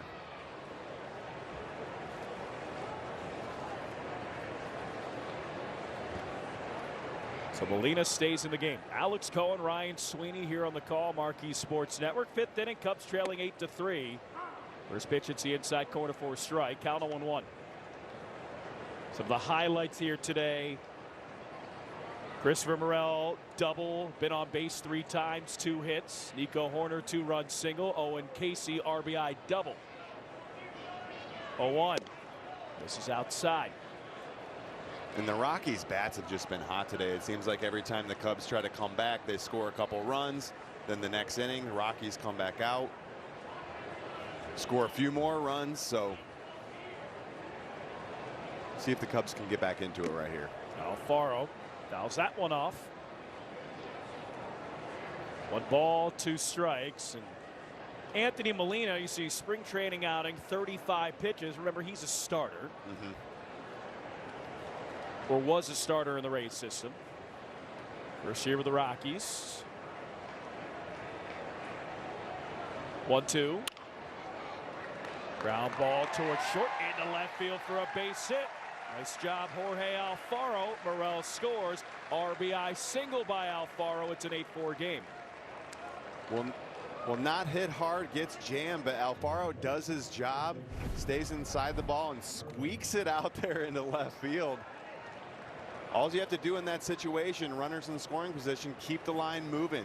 Base hit, let the next guy come up, Matt Mervis, who you can do some damage. Ball at eyes. It squeaked through there. It did. I think that was an apt description. Mervis takes a changeup on the outside corner for a strike. He had a single on his last at bat. Ripped it to right. Yeah, so if Mervis gets another one of those changeups like he did his last at bat and stays and drives it opposite field, or pulls it for that matter, gets into the outfield, leave it up. Rounds that one to second. Trejo to second for 1. Tovar back to first to double play. So the Cubs get a run back. RBI single. Jorge Alfaro. End of 5. Rockies 8. Cubs 4. Right here on Marquee Sports Network.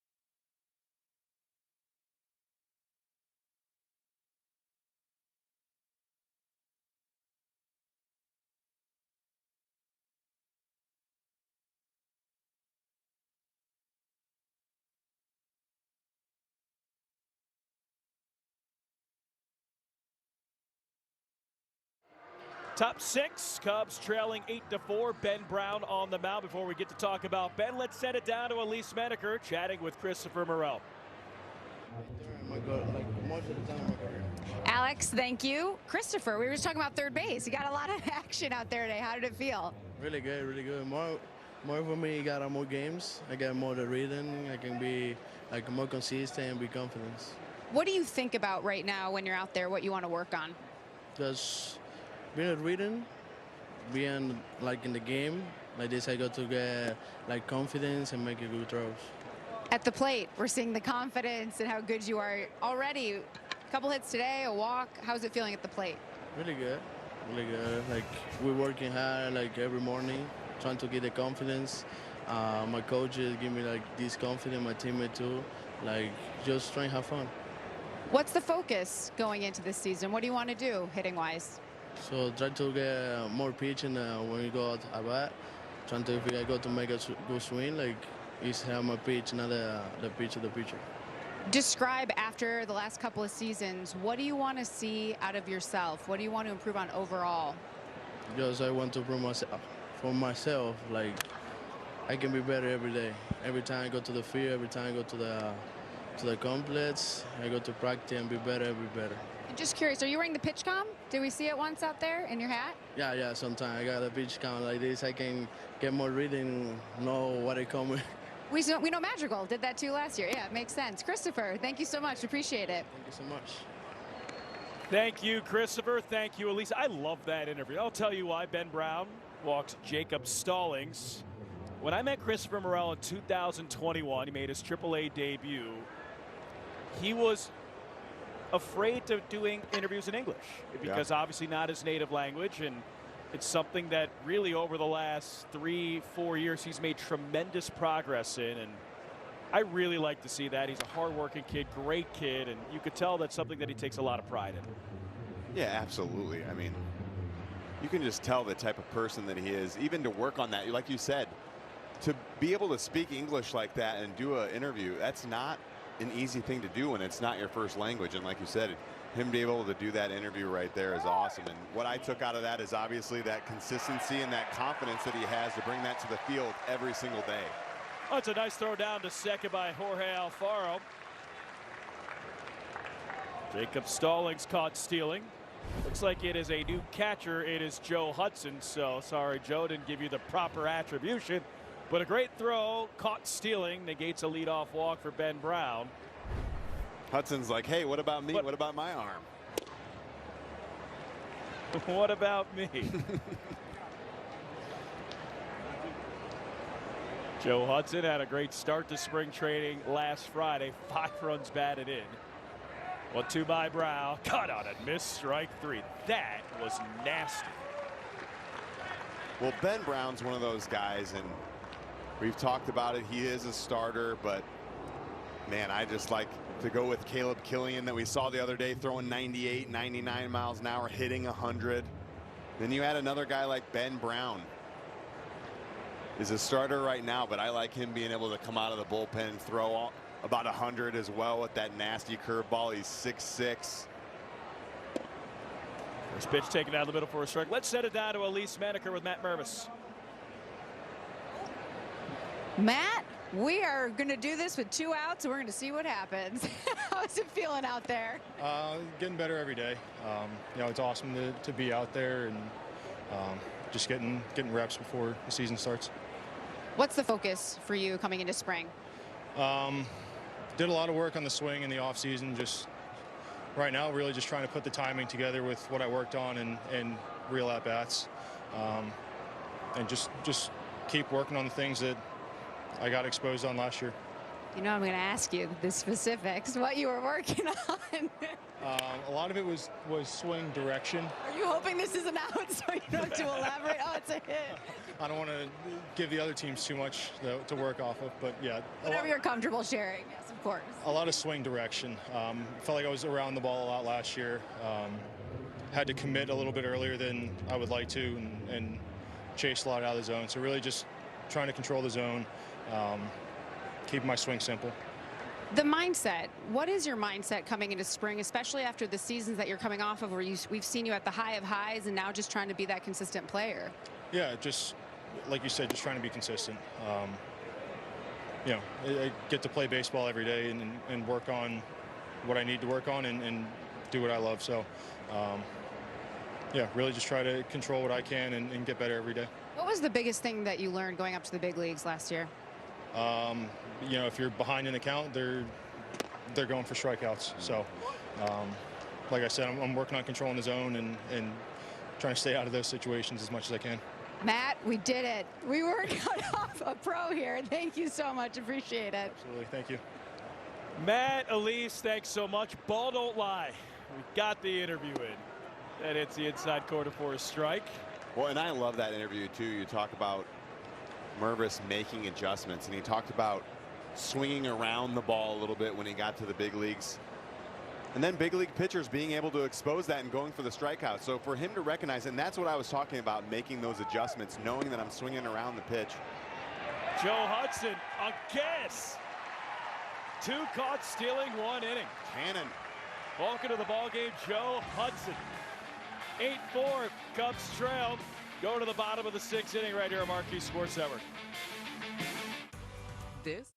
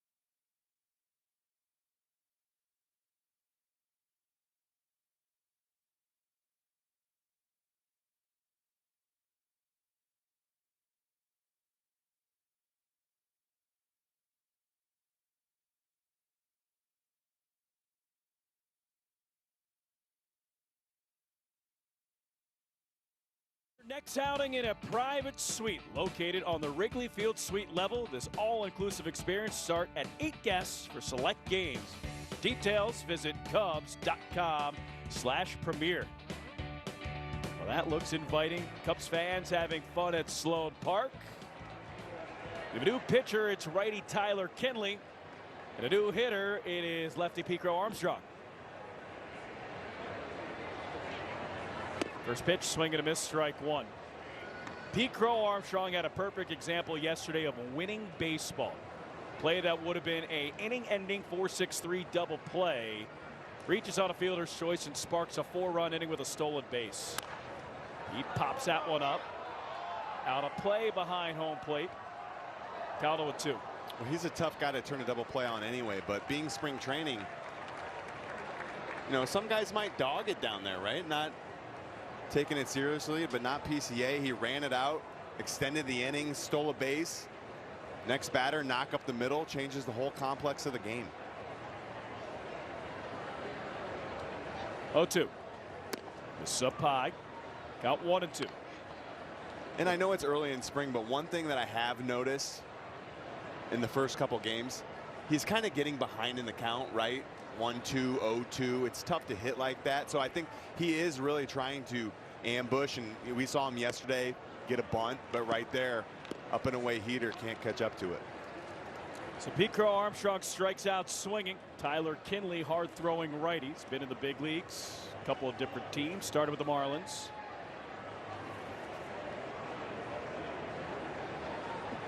Here's Pablo Aliendo. The non-switch stays in the game as the DH.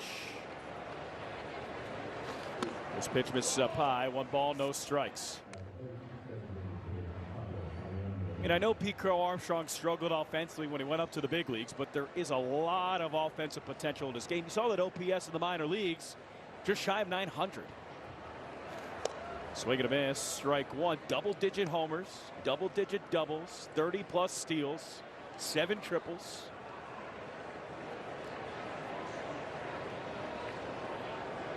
There's no doubt he can hit. I think right now, like I said, in the first couple games, just seeing him just shorten up that swing just like that. Aliendo to left. That ball hits off the wall. He thought it was a home run. Goes to second. A double for Pablo Aliendo. That's back-to-back games with extra base hits. When he stepped on first, I was like, keep running, buddy. It's in the shadows down there in left field, but Aliendo, nice piece of hitting right there. That's how you stay inside the baseball right there. Down and in. Fastball sinking. Pulls the hands in nicely and just different sound off that bat. Hits off the base of the wall. Aliendo in with a stand-up double. He's had a really nice spring. Catching nice prospect swing. with double-digit homer. Yeah, really nice swing. Speaking of nice swings. Yes. Owen Casey RBI double in his last at-bat. 2 hits yesterday. Ryan wants him to pull the ball. Yes, and I know I talked about it earlier about Craig Counsell letting these young guys hit a lot, but you know, it's nice to see he gets 2 knocks yesterday. Now he's in there today, gets another couple ABs. It's tough to hit when you get a couple knocks, then next day you don't play, then the next day you might get 1 at bat. But look, you can't say that they're not giving these young guys an opportunity to see what they can do.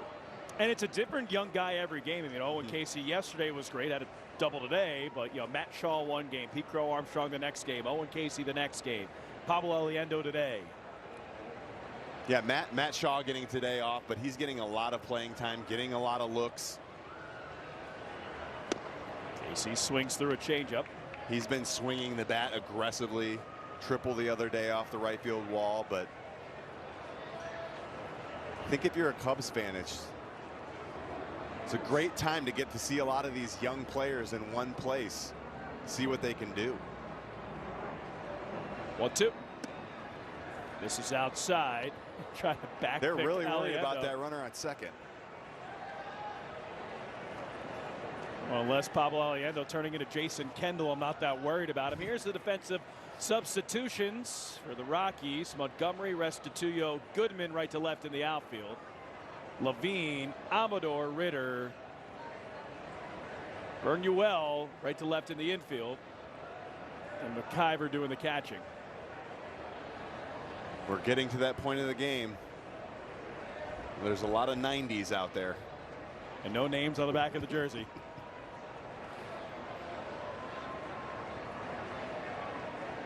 Two. Outside. That's a good take right there. So now you set yourself up 3-2. This pitch right here, fastball over the outside corner. Catcher wants it in a little bit, but just misses. Owen Casey spits on it. It's great nice at bat. That's a really good at bat. Well, knowing that first base is open, Kinley's probably not going to give him something to hit, even though it is spring training, trying to get him, Owen Casey, to expand outside the zone. And being a young hitter, thinking that he's going to do that. Now you bring David Bodie up with 1 out, runners on first and second. Takes Dansby Swanson's spot in the lineup. Bodie cues that one foul. Dansby, nice day at the plate. Walk, single, run scored. His first hit of spring. David Bodie up at a crucial spot. 8-4, Cubs trail. Bottom 6, 1 out, 2 runners on. 0-1. Bodie pops it up. Center field. Catch made. Bodie flies out, 2 away. And I think spring training, it's just you talked about Swanson getting his first knock today, but it's just going and getting every single day, getting a little bit better, getting ready for that opening day. I talk about you get a couple walks, swing starts to feel a little bit better. Swanson gets his first knock up the middle today. Get that confidence going. Now you see him, probably start seeing him drive some balls into the gap, hit a couple homers. And before you know it, he's ready for the end of the March to go play Texas in that first game. Go back to first, not in time. Strumpf takes the first pitch for a strike. Chase Strumpf. My favorite fun fact about Chase, he has, his glove, it's got the name Reese and a Reese's piece on it. So is Reese's your favorite candy? He's like, no, Reese is my dog. Oh, okay. Ode to his dog. Most of the time you put your own name on there, but. Ode to his dog, Reese. Swing and a miss, strike 2. Reese must like to take grounders or something. Low to the ground, good center gravity.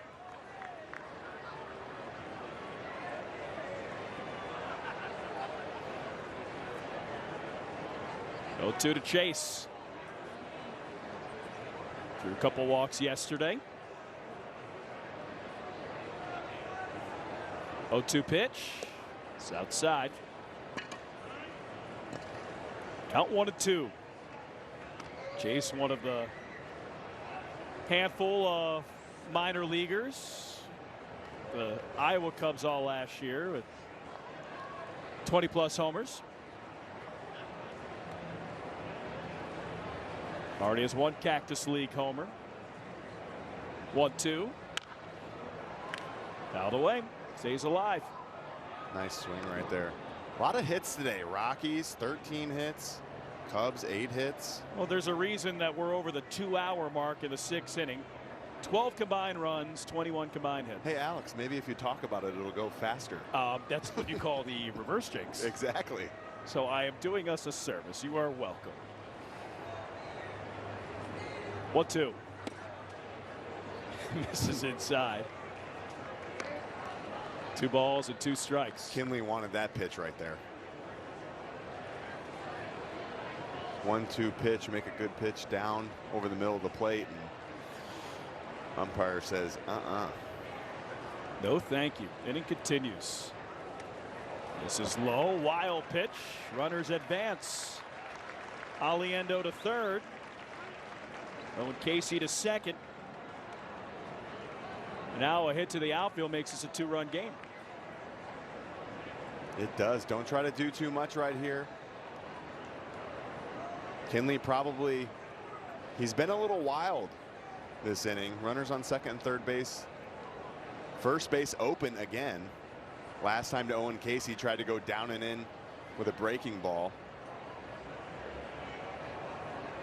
Payoff. Another foul ball.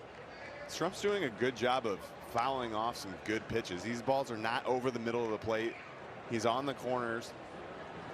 And he's what I would call effectively wild right now. 3-2 count, 2 outs. Kinley against Strumpf. Payoff again. Swing and a miss, strike 3. Nice breaking ball from Tyler Kinley.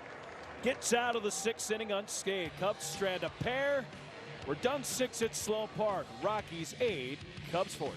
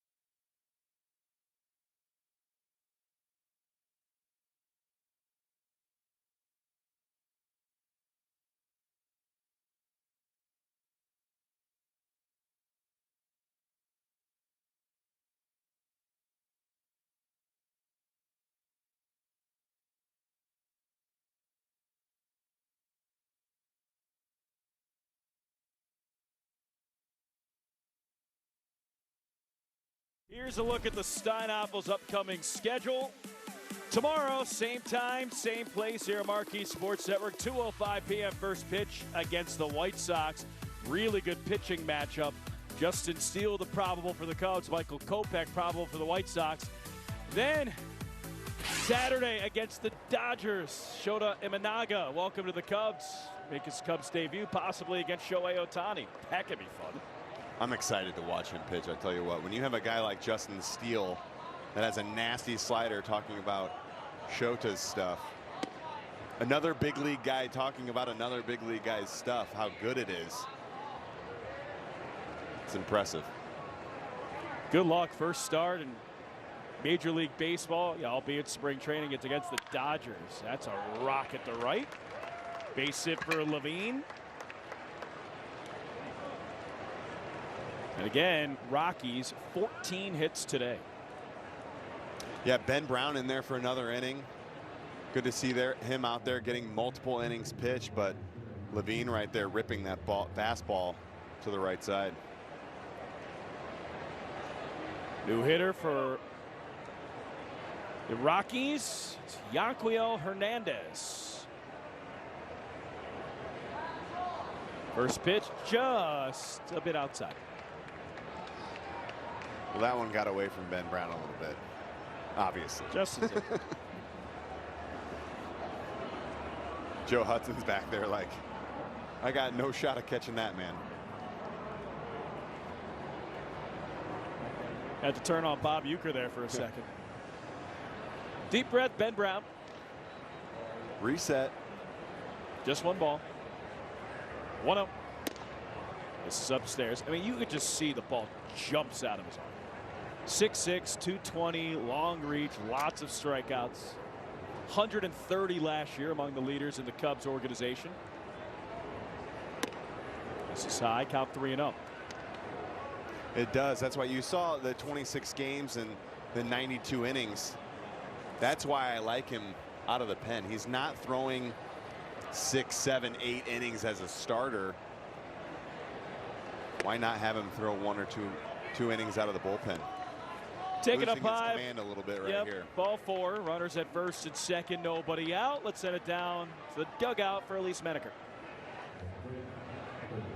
I got to catch up with Ben Brown, and something that he has added to his routine is journaling. And we've heard about journaling with Jamison Tyone. Tyone has helped him a little bit with this, but Brown said that he started it last year around the All-Star break. It kind of just was him jotting down his routine schedule, almost like a checklist, like what's he done today, and then it became about his execution that day in the game and how he pitched. So I mentioned how he started it around the All-Star break. He said the 3 starts that he made after the All-Star break, he described it, he was nails, and he was. He had a 1.80 ERA, so something's working there.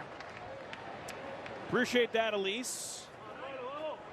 Ben Brown, between journaling and adopting a dog, he's a pretty busy man in addition to pitching. Jack of all trades, Renaissance man. It's interesting to see. You're baseball players, right? And pitchers are a little different birds than position players. Especially lefties. He's a righty. But it's interesting to hear the stories how, look, guys have had success. How can I get better? They're learning from other big league guys. Hey, if journaling's your thing, all for it. Hey, if it makes you have a 1 ERA, write as many pages as you want. Give me more pages. Give me more ballpoint pens. Pop up, fouling out of play. Remember, Ben Brown didn't come up through the Cubs organization. He was acquired by the Cubs from the Phillies for David Robertson. At that point, he was a high A starter, gets to Double-A by the end of the 2022 season. Last year starts at Double-A, makes it up to Triple-A, has a couple double-digit strikeout games. On the cusp of making the big leagues. 1-2. Ground ball up the middle into center field for a base hit. Scores another run for the Rockies. 9-4 game. And now runners at the corners. Still nobody out in the 7th. Well, I think we know the Rockies can hit a fastball today. 15th hit. They're not missing fastballs down the middle. 9 runs on 15 hits. Here's Ryan Ritter.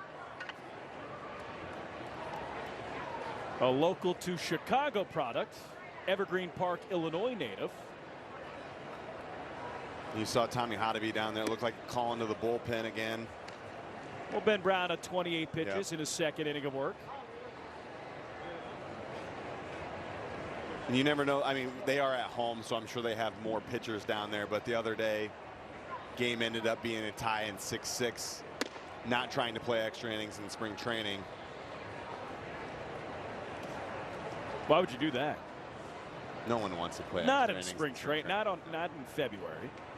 Especially when you're worried about arms and arm health. 1-1.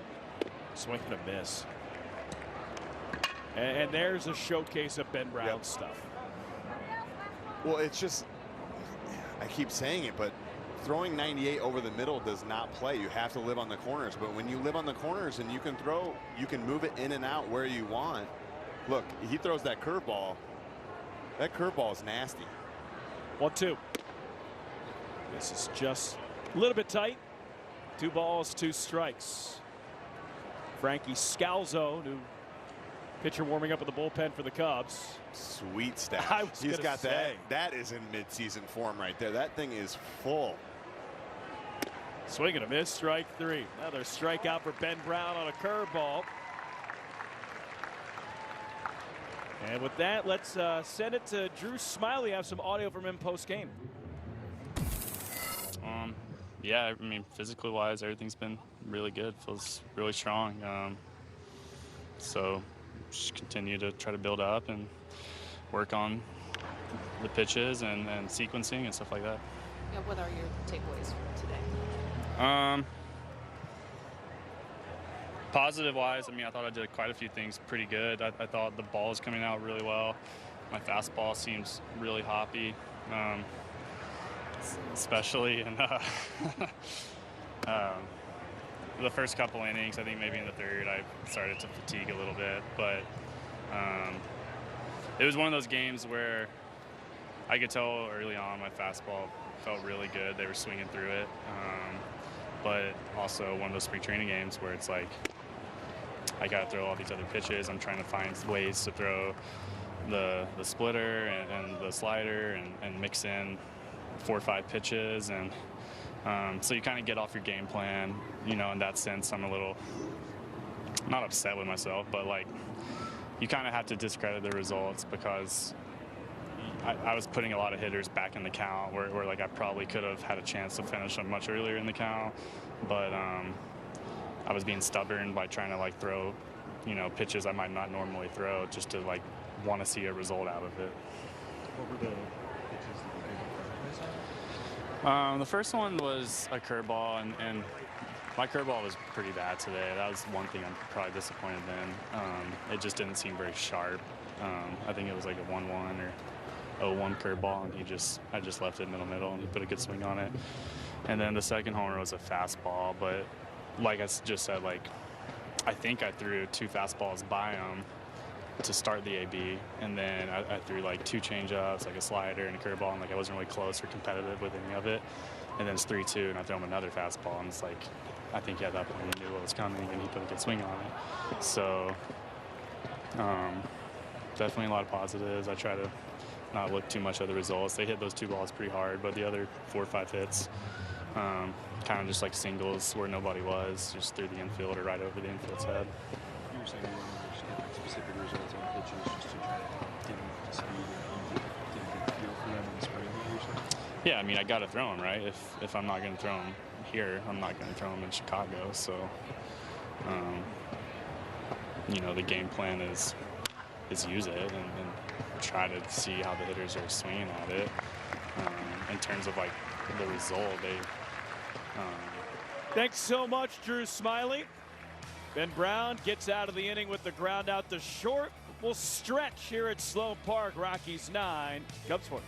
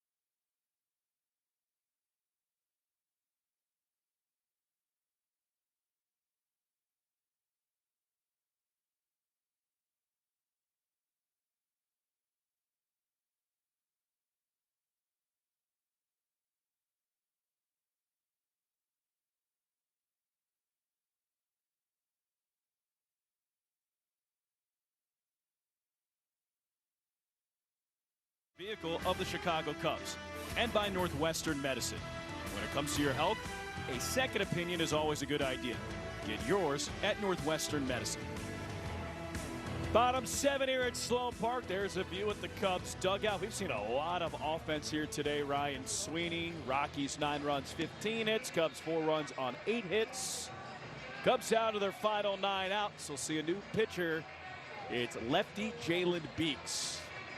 Former Rays prospect, 42 1/3 innings pitched, 30 games, 5.95 ERA, 24.5% strikeout rate.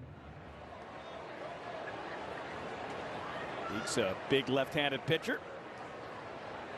And we'll see Joe Hudson to start things off in the 7th. First pitch, swing and a miss, strike 1.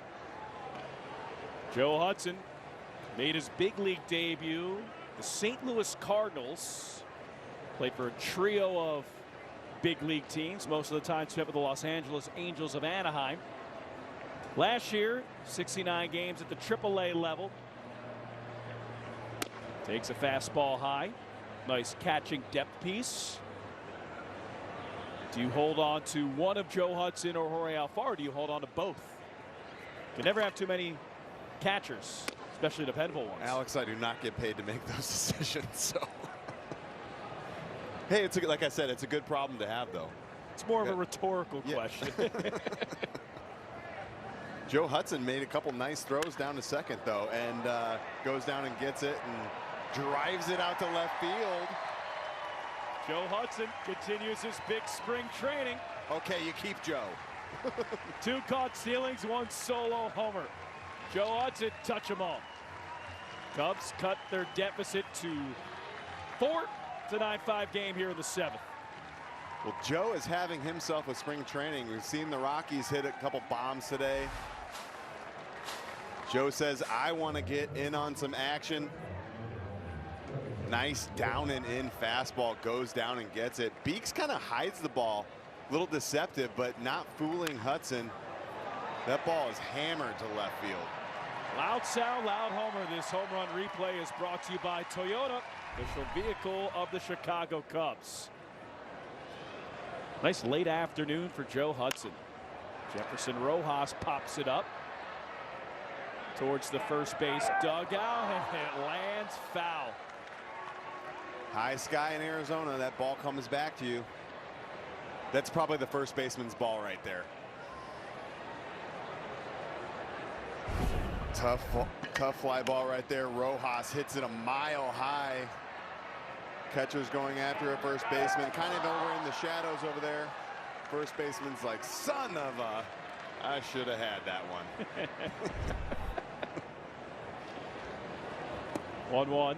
This is low and inside. Jefferson Rojas, one of the youngest players to appear in a Cubs spring training game this year, just 18 years old.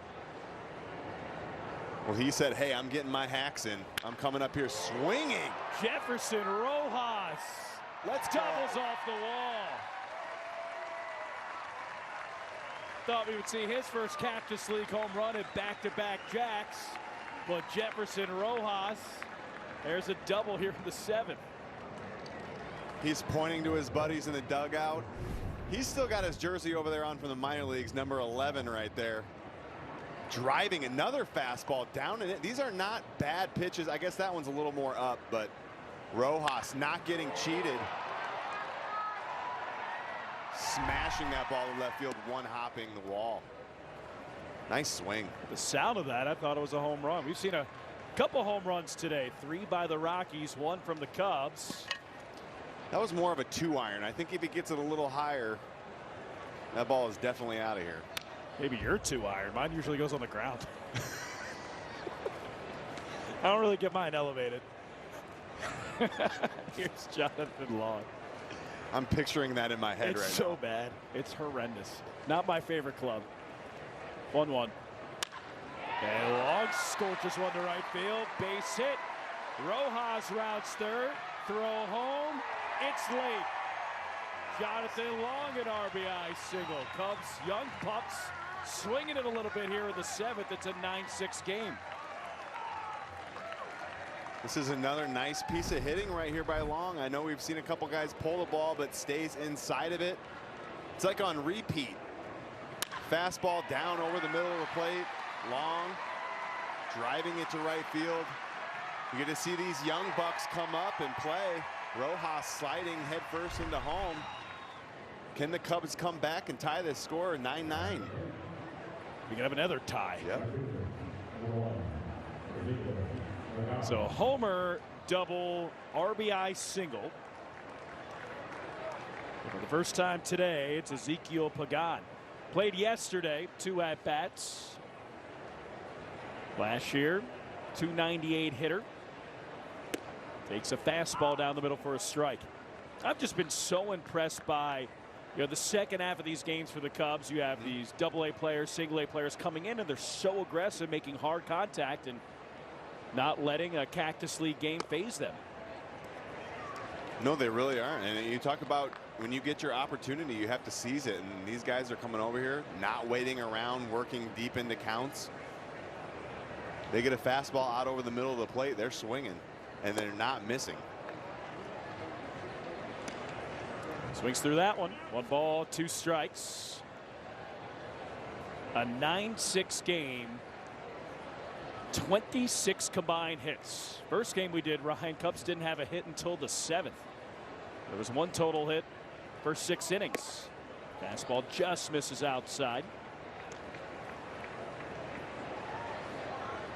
Some of the standouts over the last couple days. You have Joe Hudson. Home run, 2 caught stealing today. 5 runs batted in first game. Pitch, and it's floated foul out of play. Obviously really impressed by Matt Shaw. Owen Casey's had a nice stretch. Pete Crow Armstrong had a pair of hits a couple days ago. The players who you want to see have big camps are having strong starts. Yeah, like you said, it's not just one guy either. Sometimes you see a guy get hot. Pagan rolling over right here. And not a double play. Pagan moves well down the line. But back in that same situation right there. Not dogging it down to first base. Pagan keeping the inning alive. Now there's only 1 out. Runner on first. Just gets out a little at front. That breaking ball left on left. But nice hustle down to first. Here's Pete Crow Armstrong. Struck out first at bat. He swings at the first pitch, strike 1. This is a nice test for Pete Crow Armstrong. Gets a lefty who's been up in the big leagues. He had a game-tying 2-run single the night 2 days ago. Takes that pitch outside. And you might not think so, but sometimes, and not, PCA had a couple knocks the other night, so it's not like he's going bad or anything right now, but sometimes when you're pulling out or getting a little bit too big, it's good to face a left-handed pitcher because it helps you stay on that ball. You're trying to drive something back up the middle and see him as long as you can. So sometimes when I was going bad or a lefty was going bad, be like, hey, can I have a lefty throw to me BP just because I want to stay on the ball? I don't want to get too big. I'm used to seeing righties. I don't face as many lefties. So when I get in that situation, I want to keep that front shoulder in and not get too big, right like that. See, that's one of those things where that's a foul ball, but who knows? Maybe that swing leads into something else where he feels better. He's a little late on this swing right here, but he stays in on it, fouling off, knowing that, hey, that pitch is up and away. I can't do much damage with that. But if he comes in. Yeah, now I'm keeping the 1-2 count. Boom. Scorches it to dead center field. Restituyo makes the catch. To the warning track, Pete Crow Armstrong. 2-strike pitch against a lefty. Rockets is about 390 feet. And just a deep fly out here for the second out here in the 7th. That's a positive at bat right there for PCA. Staying 1-2 count. Boom, head down, connected, driving it. Loud noises. Just a nice play by the center fielder, but that's a good quality spring training at bat. I know you go back into the dugout and you're like, man, I wish I could have got a knock, but you just hopefully that leads to better things and you trust the process moving forward. Great at bat, as you said. Pitch to Bryce Wyndham is taken at the knees for a strike. I was just thinking about Anchorman loud noises. I just started laughing. You made me go to the cough button. I didn't even cough. 1-1. Swing and a miss. I mean, you're starting to really see the growth of Pete Crow Armstrong as a hitter over the last couple days. And you think he takes that at bat this time last year, even up in the big leagues last year. 2 strikes against a lefty. It doesn't end up like that. Hard contact with an opportunity to drive the baseball, and he does. Well, I just said, I mean, and it's just the last couple days that I've been watching him, but it seems like he's getting behind in the count. So even there, 1-2, still puts a good swing on it. The other day, got into 1-2, 2-2, 0-2 counts. Still able to muster up knocks and stay on the ball. So it looks to me like right now his swing's feeling pretty good. And for it to feel very good, it's not even March. It's a good sign. 3-2. Wyndham swings and misses, strike 3. Cubs get a couple runs back here in the 7th. But here at Sloan Park, take a break, go to the 8th. Rockies 9, Cubs 6.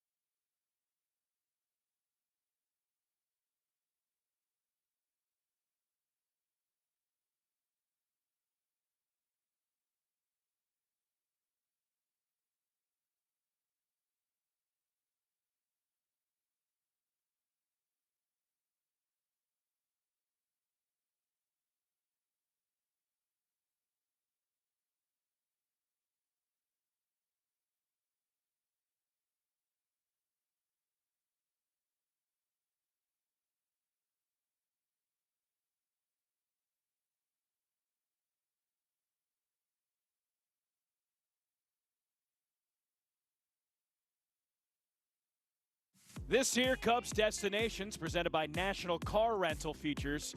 Trips to San Francisco and Washington, D.C. Packages include tickets, hotel, a meet and greet with a current Cub, and so much more. For details, visit Cubs.com/destinations.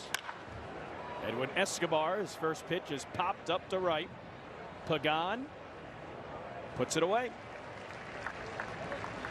Well, that's efficient. 1 pitch, 1 out for Edwin Escobar. 6'2", 225-pound lefty. He's played overseas. He's been in the big leagues, albeit 7 years ago. Last time up in the big leagues was with Arizona in 2016. 25 appearances. Last 7 years in Japan. Got to know Shota Imanaga. Pitch misses up high. 1 ball, no strikes. Well, it looks like he's going to come right after you with that fastball. 1-0 to Hunter Goodman. Swing and a miss. Nice. Well, you say fastball and he spins a breaking ball, gets Goodman well out in front. It's a good pitch. Great pitch. Establish that fastball early, then can go to that breaking ball. Threw it 1-0 right there. Now 1-1. Hunter Goodman lofts that one to right field. Pagan again fighting the sun, makes the catch. 2 at-bats, 2 flyouts. And Pagan said, I got it, we're good. 2 away. 8th inning, 4 pitches. Love to see that. Yeah, Pagan out there, I tell you what, the sky right now in Arizona, it's always an adjustment when you're coming.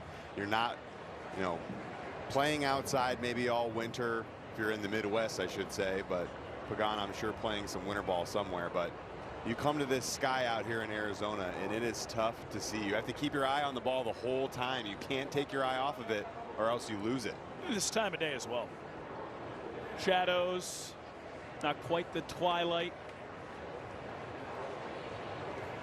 Adel Amador, one of the top prospects in the Rockies organization, up 0-1. This is inside. Yeah, the second those shadows behind home plate, this next half inning or inning, if this game isn't over, it's going to be creeping over. It's going to be tough to hit. Good luck. Amador turning 21 in April. Chops the 1-1 foul. Singled in his first at bat. If you look at top 100 prospect lists, the Rockies have anywhere between 1 and 3, depending on what list. MLB.com, Fangraphs, Baseball America. And the only consistent one is Adel Amador. A lot of young guys in this ball game, though, taking healthy hacks, getting knocks. Jefferson Rojas, an 18-year-old, just missing a home run. 1-2. It's blocked by, I think it's Bryce Wyndham. 18 years old over here in spring training, roping a double to left field. Bet that felt good.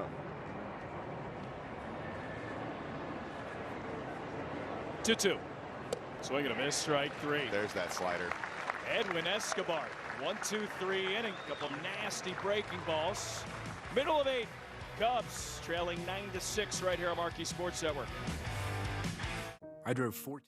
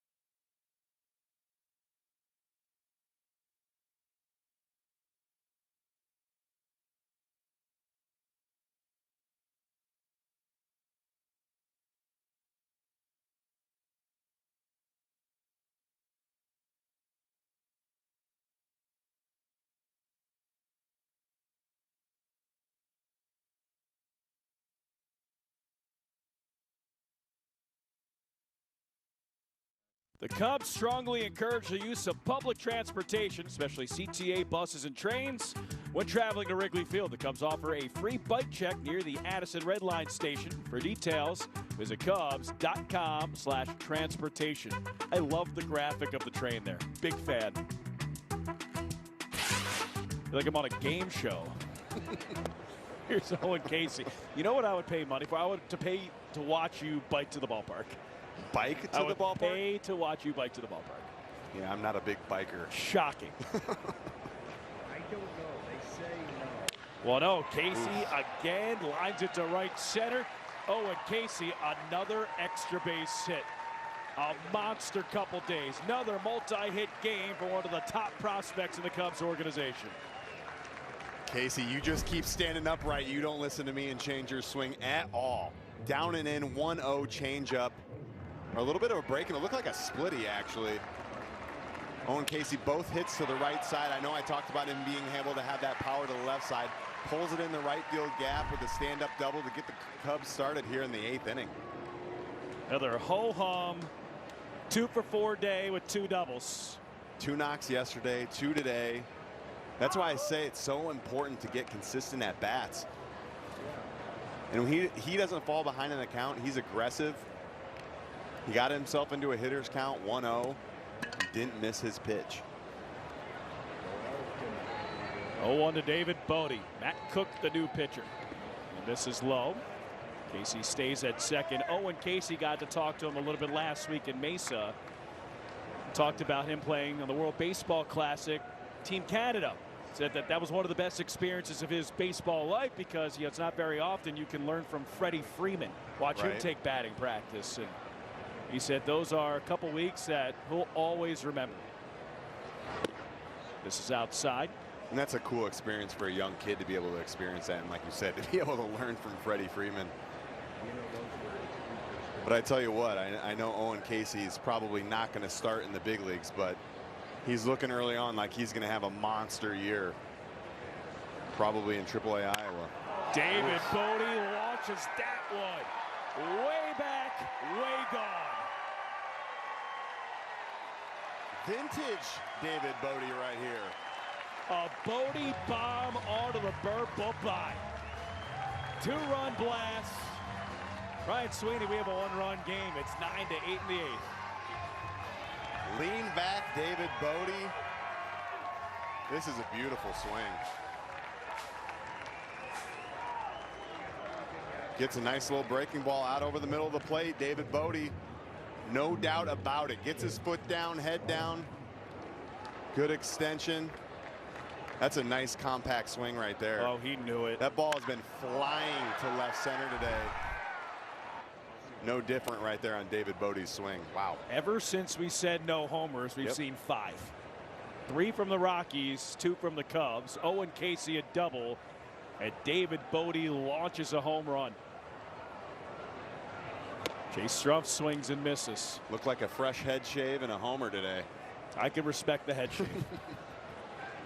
Homer I don't know too much about. Head shave I certainly do. 1-1.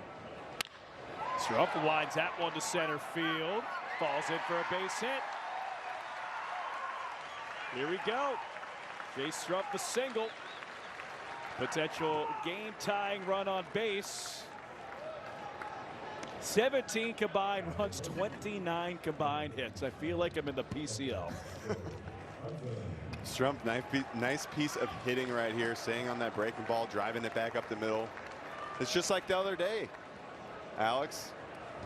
Down 6-2, come back 6-6. Today down. Now it's 9-8, nobody out in the bottom of the 8th. Okay, Joe Hudson do it again. First pitch is taken down the middle for a strikeout, 0-1. Last at bat, Joe Hudson over the left field wall. Joe's feeling it today. 2 caught stealing, 1 homer. 0-1. Swing and a miss. Curveball that backed him up.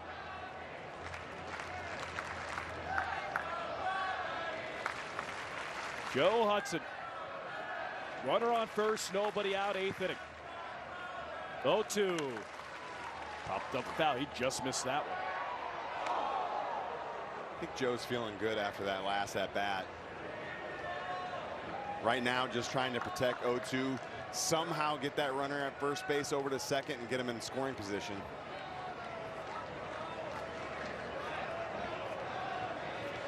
Oh, 2. Line drive caught by the shortstop. Hudson lines out.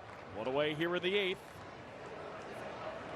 And here's Jefferson Rojas, who nearly had a home run his last at bat.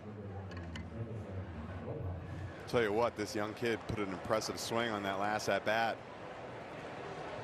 I'm guessing he's going to be going up there hacking right now too. Takes it inside, count 1-0. You read the birthday, you have to take a double take. April 25th, 2005. Wow.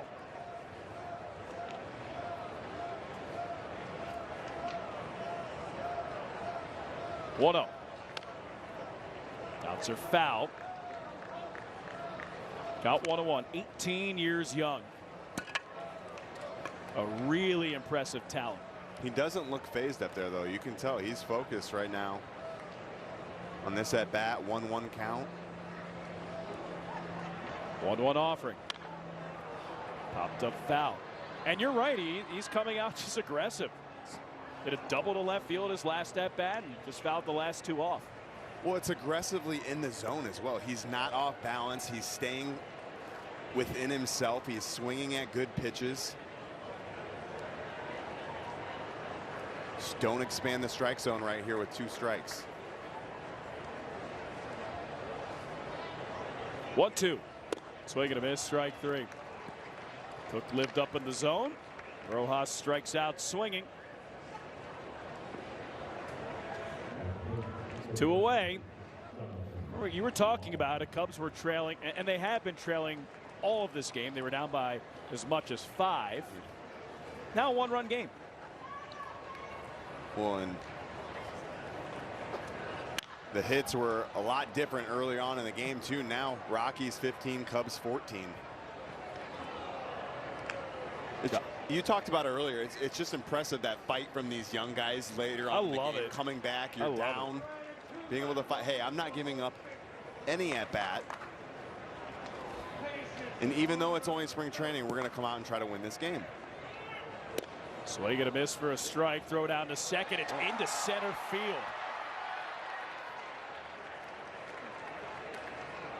Good decoy by the second baseman Amador. Chase Strump with the stolen base.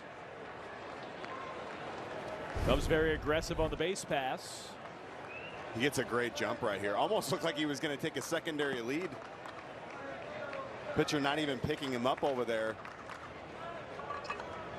Second baseman holds the tag though, thinking that he has the ball even though it's out in right field.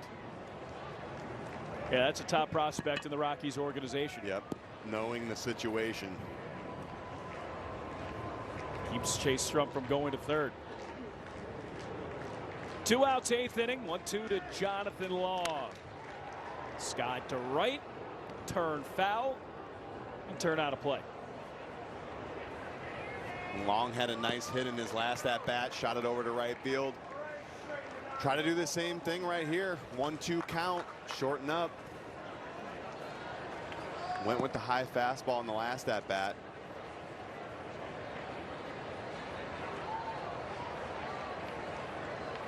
1-2.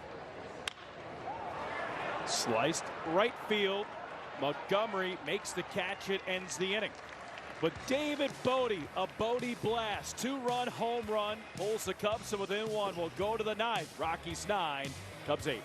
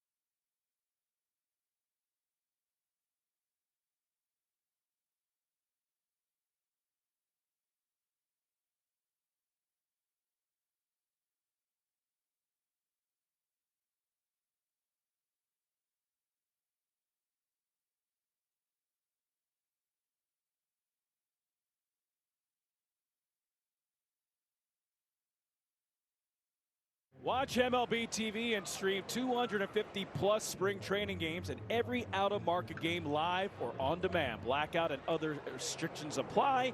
Visit MLB TV for details. Alex Cohen, Ryan Sweeney here on the call. David Bodie at his best swing of spring training in the 8th, a 2-run home run. Smiling, he should. Cam Sanders, first pitch is floated left field. Owen Casey in, can't make the catch.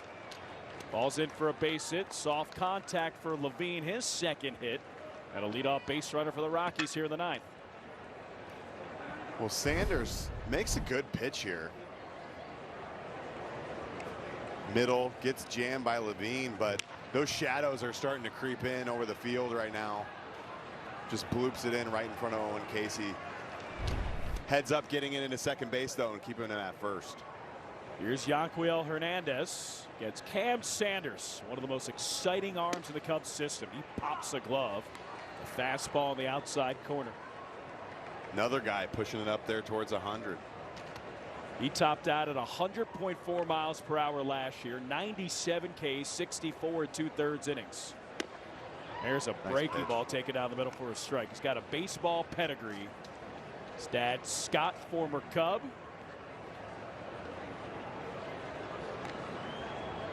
Cam, an electric arm.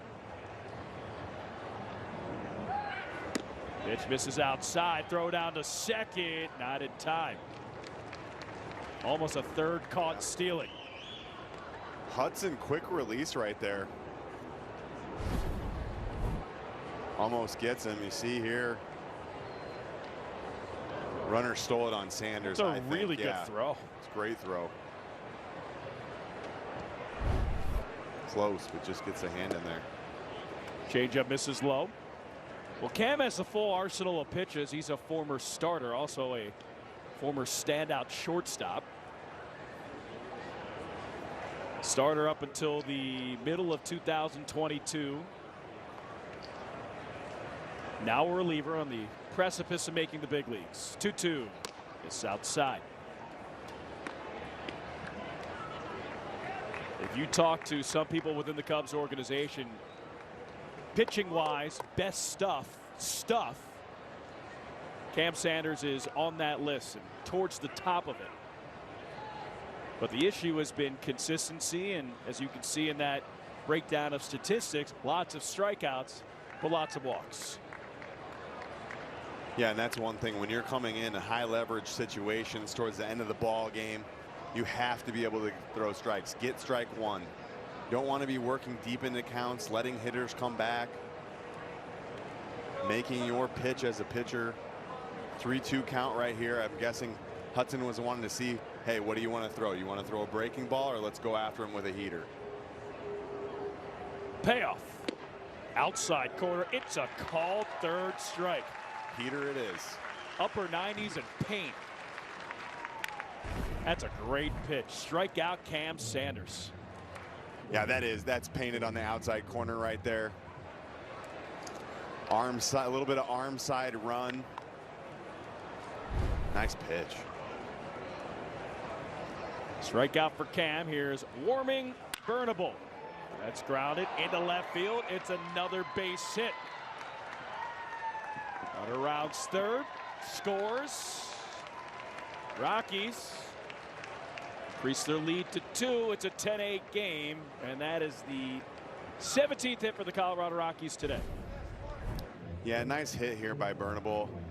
I'd like to see Sanders maybe start off with the breaking ball. At this point in the game, look, it's been a long game. We're in the top of the 9th inning. These guys are not waiting around. They're going to be ambushing. I'd rather see him start off with that slider and then end with that outside fastball. Oh, first pitch is taken outside. How about the late movement there? Well, that's what I'm talking about. He starts with the slider, that pitch. Now you can go back to that fastball or throw another one of these. Just holds on to it a little bit too long, yanks it, or maybe it just had that much movement. Looked like a frisbee. Let's take it just upstairs. So the base runner who scored that 10th run was Zach Veen. Highly touted prospect of the Rockies organization. Former first-round draft pick. Back to first. But can you see, just in terms of pure stuff, why Cam is so highly regarded? I mean, fastball tops out at 100, sits 97 to 99. Live arm, good athlete. Has multiple pitches that he can throw for strikes. Left that over the plate, lined into right field for a base hit. For Ryan Ritter, a single. First and second, one out.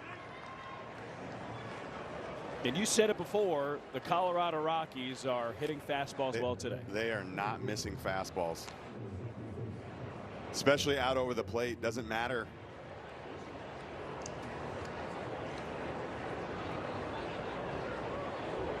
Here's Vladimir Restituyo. We have some fun names on this Rockies team, this juncture of the game. Restituyo, say that 10 times fast. Restituyo, that's twice. It's popped a foul. Only 8 more out of play.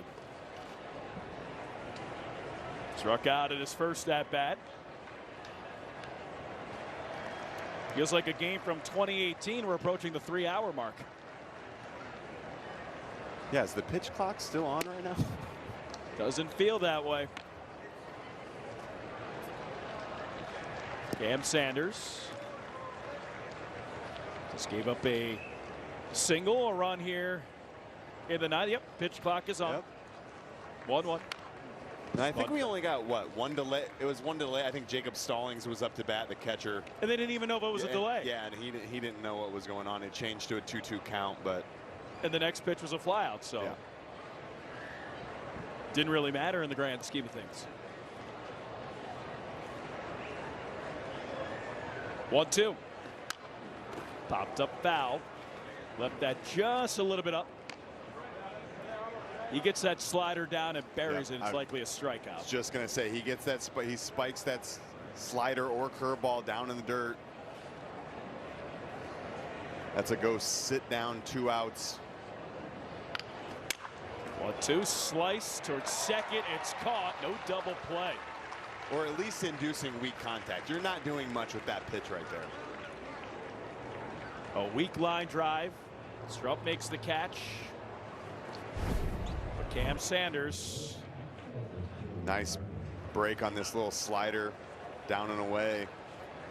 Weak contact, and that's all you're asking for as a pitcher. You don't have to strike them out every single time. Runners in the scoring position. Have them put it in play. Might get the double play next time. First pitch taken at the knees for a strike to Willie McIver. Count 0-1. And I know Cam Sanders wants to strike out. That's where you want a 1-2 pitch. Exactly. A competitive pitch. Slider yanked. I'd rather have that breaking ball down in the dirt that the hitter's possibly going to swing at than that fastball, right, that's up. That's not a competitive pitch that, boom, it's a ball right out of the hand. Also, you could blow it by him, but you also could elevate it enough where he hits it out. Swing Nice and a pitch. miss. Ooh. He's starting to get that feeling. 19 pitches now. I want it again. Maybe slider low and away. Why not? 10-8, Cubs trail in the ninth. 2 runners on, 2 outs for the Rockies. 1-2. He got you. Swing and a miss, strike 3. There we go. Had to hold up there. Cam Sanders, disgusting. Pair of strikeouts. Cubs last chance to go to the bottom of the ninth. Down by 2. It's a 10-8 game.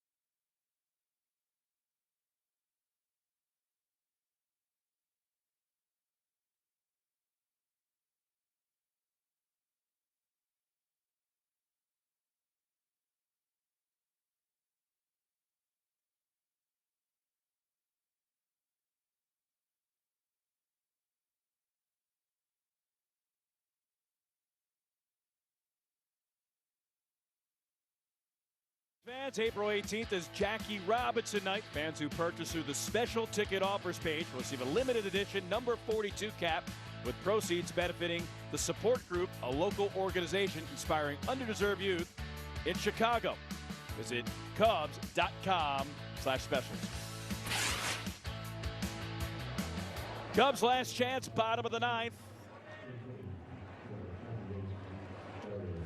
See what I did there? Chance Adams, Yes, new I pitcher. did. You're so good. Nothing gets past you. Chance Adams, 6'1", 215 pounds. He's Darius Hill. First pitch misses inside. Count 1-0. That is 2022 minor league hit king Darius Hill. Had a nice 2023 season as well. 273 hitter. Darius takes it down the middle for a strike. Count 1-1.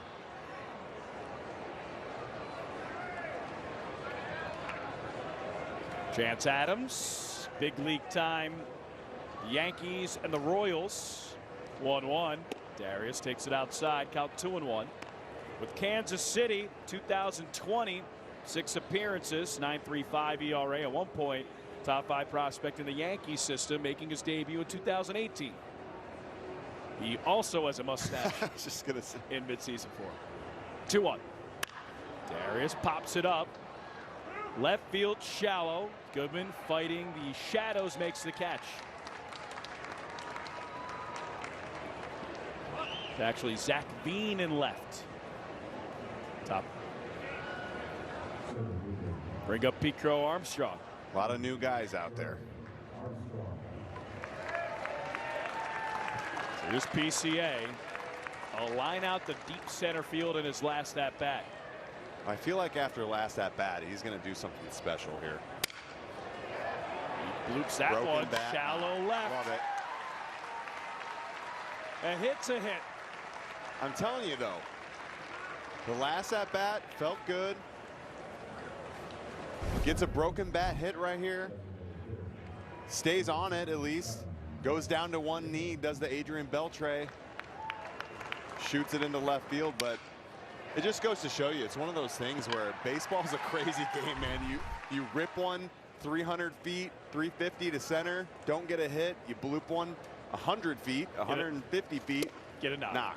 Get a knock. Like, but I tell you what, you go into tomorrow feeling good about your last 2 at-bats. I thought he's really swung the bat well over the last couple of games.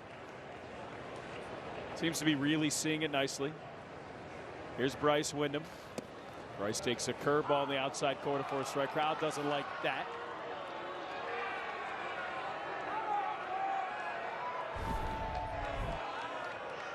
What do you think, Ryan? Strike? Probably. Ooh, a little low. Okay. Spoken like a true hitter. I think he has a dinner reservation at 5:30 at Mastro's. Well, that sounds delightful. Steak sounds good. Oh, now, doesn't great. it? Shadows in full force here at Sloan Park. It was the shadows. That's what it was. That's what it was. Got it. 0-2. Outside. That is tough, though. I'm telling you. From a hitter's standpoint, the ball right now is going from light to dark, so you're not really able to pick up a whole lot of spin. I'm sure that's got to be tough for the umpire, too, being able to see depth perception, whether the ball's down or up. But look, at Wyndham wasn't putting that into the umpire's hands. He was swinging pretty much same pitch right there. Talk about Nico Horner, high contact rate. Other players in the Cubs organization. Bryce Windham, one of those as well. Doesn't strike out much, doesn't walk much. Highest contact rates among the Cubs farmhands. That pitch is taken outside. PCA steals another bag. So impressive. 10-8, bottom 9. He gets great jumps over there. Boom, not even that big of a lead, but he's just so fast. Goes to the outside part of the base. Get yourself in scoring position. Wyndham swings through that, strike 3. Cubs down to their final out. And guess who? If there's anybody that I want up right now, it's this man. Owen Casey today, 2 more hits, 2 more doubles. Potential game-tying run at the plate. 10-8, Cubs down, 2 outs, bottom 9. PCA at second. Casey takes a curveball at the knees for a strike. So you notice with those shadows now, a lot of breaking balls, right? Not throwing a whole lot of fastballs. Knowing that the hitters aren't able to pick that up. Timeout called. Deep breath, Owen Casey. Pete Crow Armstrong at second after a single and a stolen base. That's just a veteran guy in Adams knowing the situation, throwing off-speed pitches. Fastball taken up high. Owen Casey, 4 hits last 2 games, making quite an impression in the first week of spring training. So have some meat left on the bone here.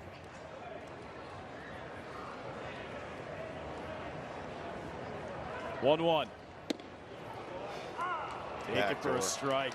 It's a good pitch. Yeah, it's tough. I'm assuming that he's probably going to come back with that pitch again. Maybe change the eye level, go up and in with the fastball, and then go back down with the breaking ball. But tough to see right now. Looks like the catcher's setting up down. 1-2. Casey sprays at the third. Throw to first. Not in time.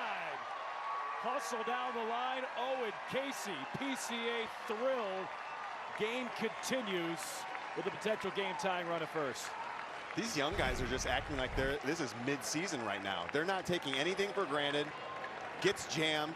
Routine. Should be the end of the ball game. Boom. Owen Casey's fast for a big man. Safe. 6'3" and long strides from Owen Casey. PCA's pumped over there at third. They bring so much energy. I mean, it's contagious.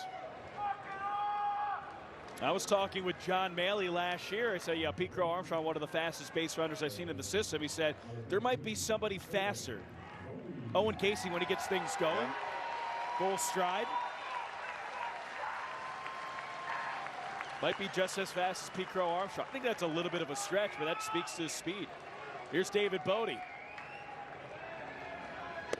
This is outside. Count 1-0. David Bodie, last at bat, 2-run homer. Cubs fans, I think you know, he's hit a couple of walk-off home runs in his career. He has. David Bodie, you could be another hero right now. Can he do it again? Homer. It hits the mask of the home plate umpire. PCA scores, back to being a 1-run game. Well, it's so tough to see right now that the catcher, that completely missed his glove. I think it hit right off the umpire's face. Trying to go down and away, goes up and in. Oof. David Arrieta. Bet that. Where'd that hit? Oh, hit him right in the mask. Off the glove, too. I thought it was by me. Oh, no, not. Right off my face. Bodie takes it outside. Count 3-0. So Pete Crow Armstrong, bloop single, stolen base. Third on an infield single and scores. Owen Casey, potential game-tying run at second. Bodie lines one. Diving catch by Burnable at third. No way. In the game.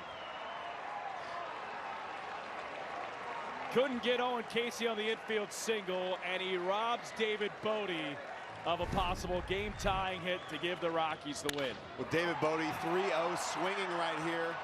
Should have been a double down the left field line. Bodie making solid contact all day, but nice play down there at third base. Rockies hold on. Final score 10-9. 19 combined runs, 34 combined hits. Ryan Sweeney, any final words before we duck out of here? No, I just love the fight by this young group of guys. You're getting to see a lot of Rojas, 18 years old. PCA, Owen Casey, you see walking right there. Have to feel good about themselves, about spring training, going into tomorrow, putting together solid quality at-bats. Saw a lot of good pitching today, but a lot of hits. 18 hits by the Rockies, 16 by the Cubs. Well, for Ryan Sweeney, Elise Menaker, and our entire crew, I'm Alex Cohen. Thanks for watching Chicago Cubs Spring Training Baseball right here on Marquee Sports Network. Your final score over 3 hours, 10-9 Rockies over the Cubs here from Mesa. Our next game on Marquee Sports Network is tomorrow as the Cubs take on the White Sox live from Sloan Park. We'll have that game live for you right here starting at 2 p.m. Central Time. Till then, see you tomorrow, everybody. Have a great rest of your Thursday.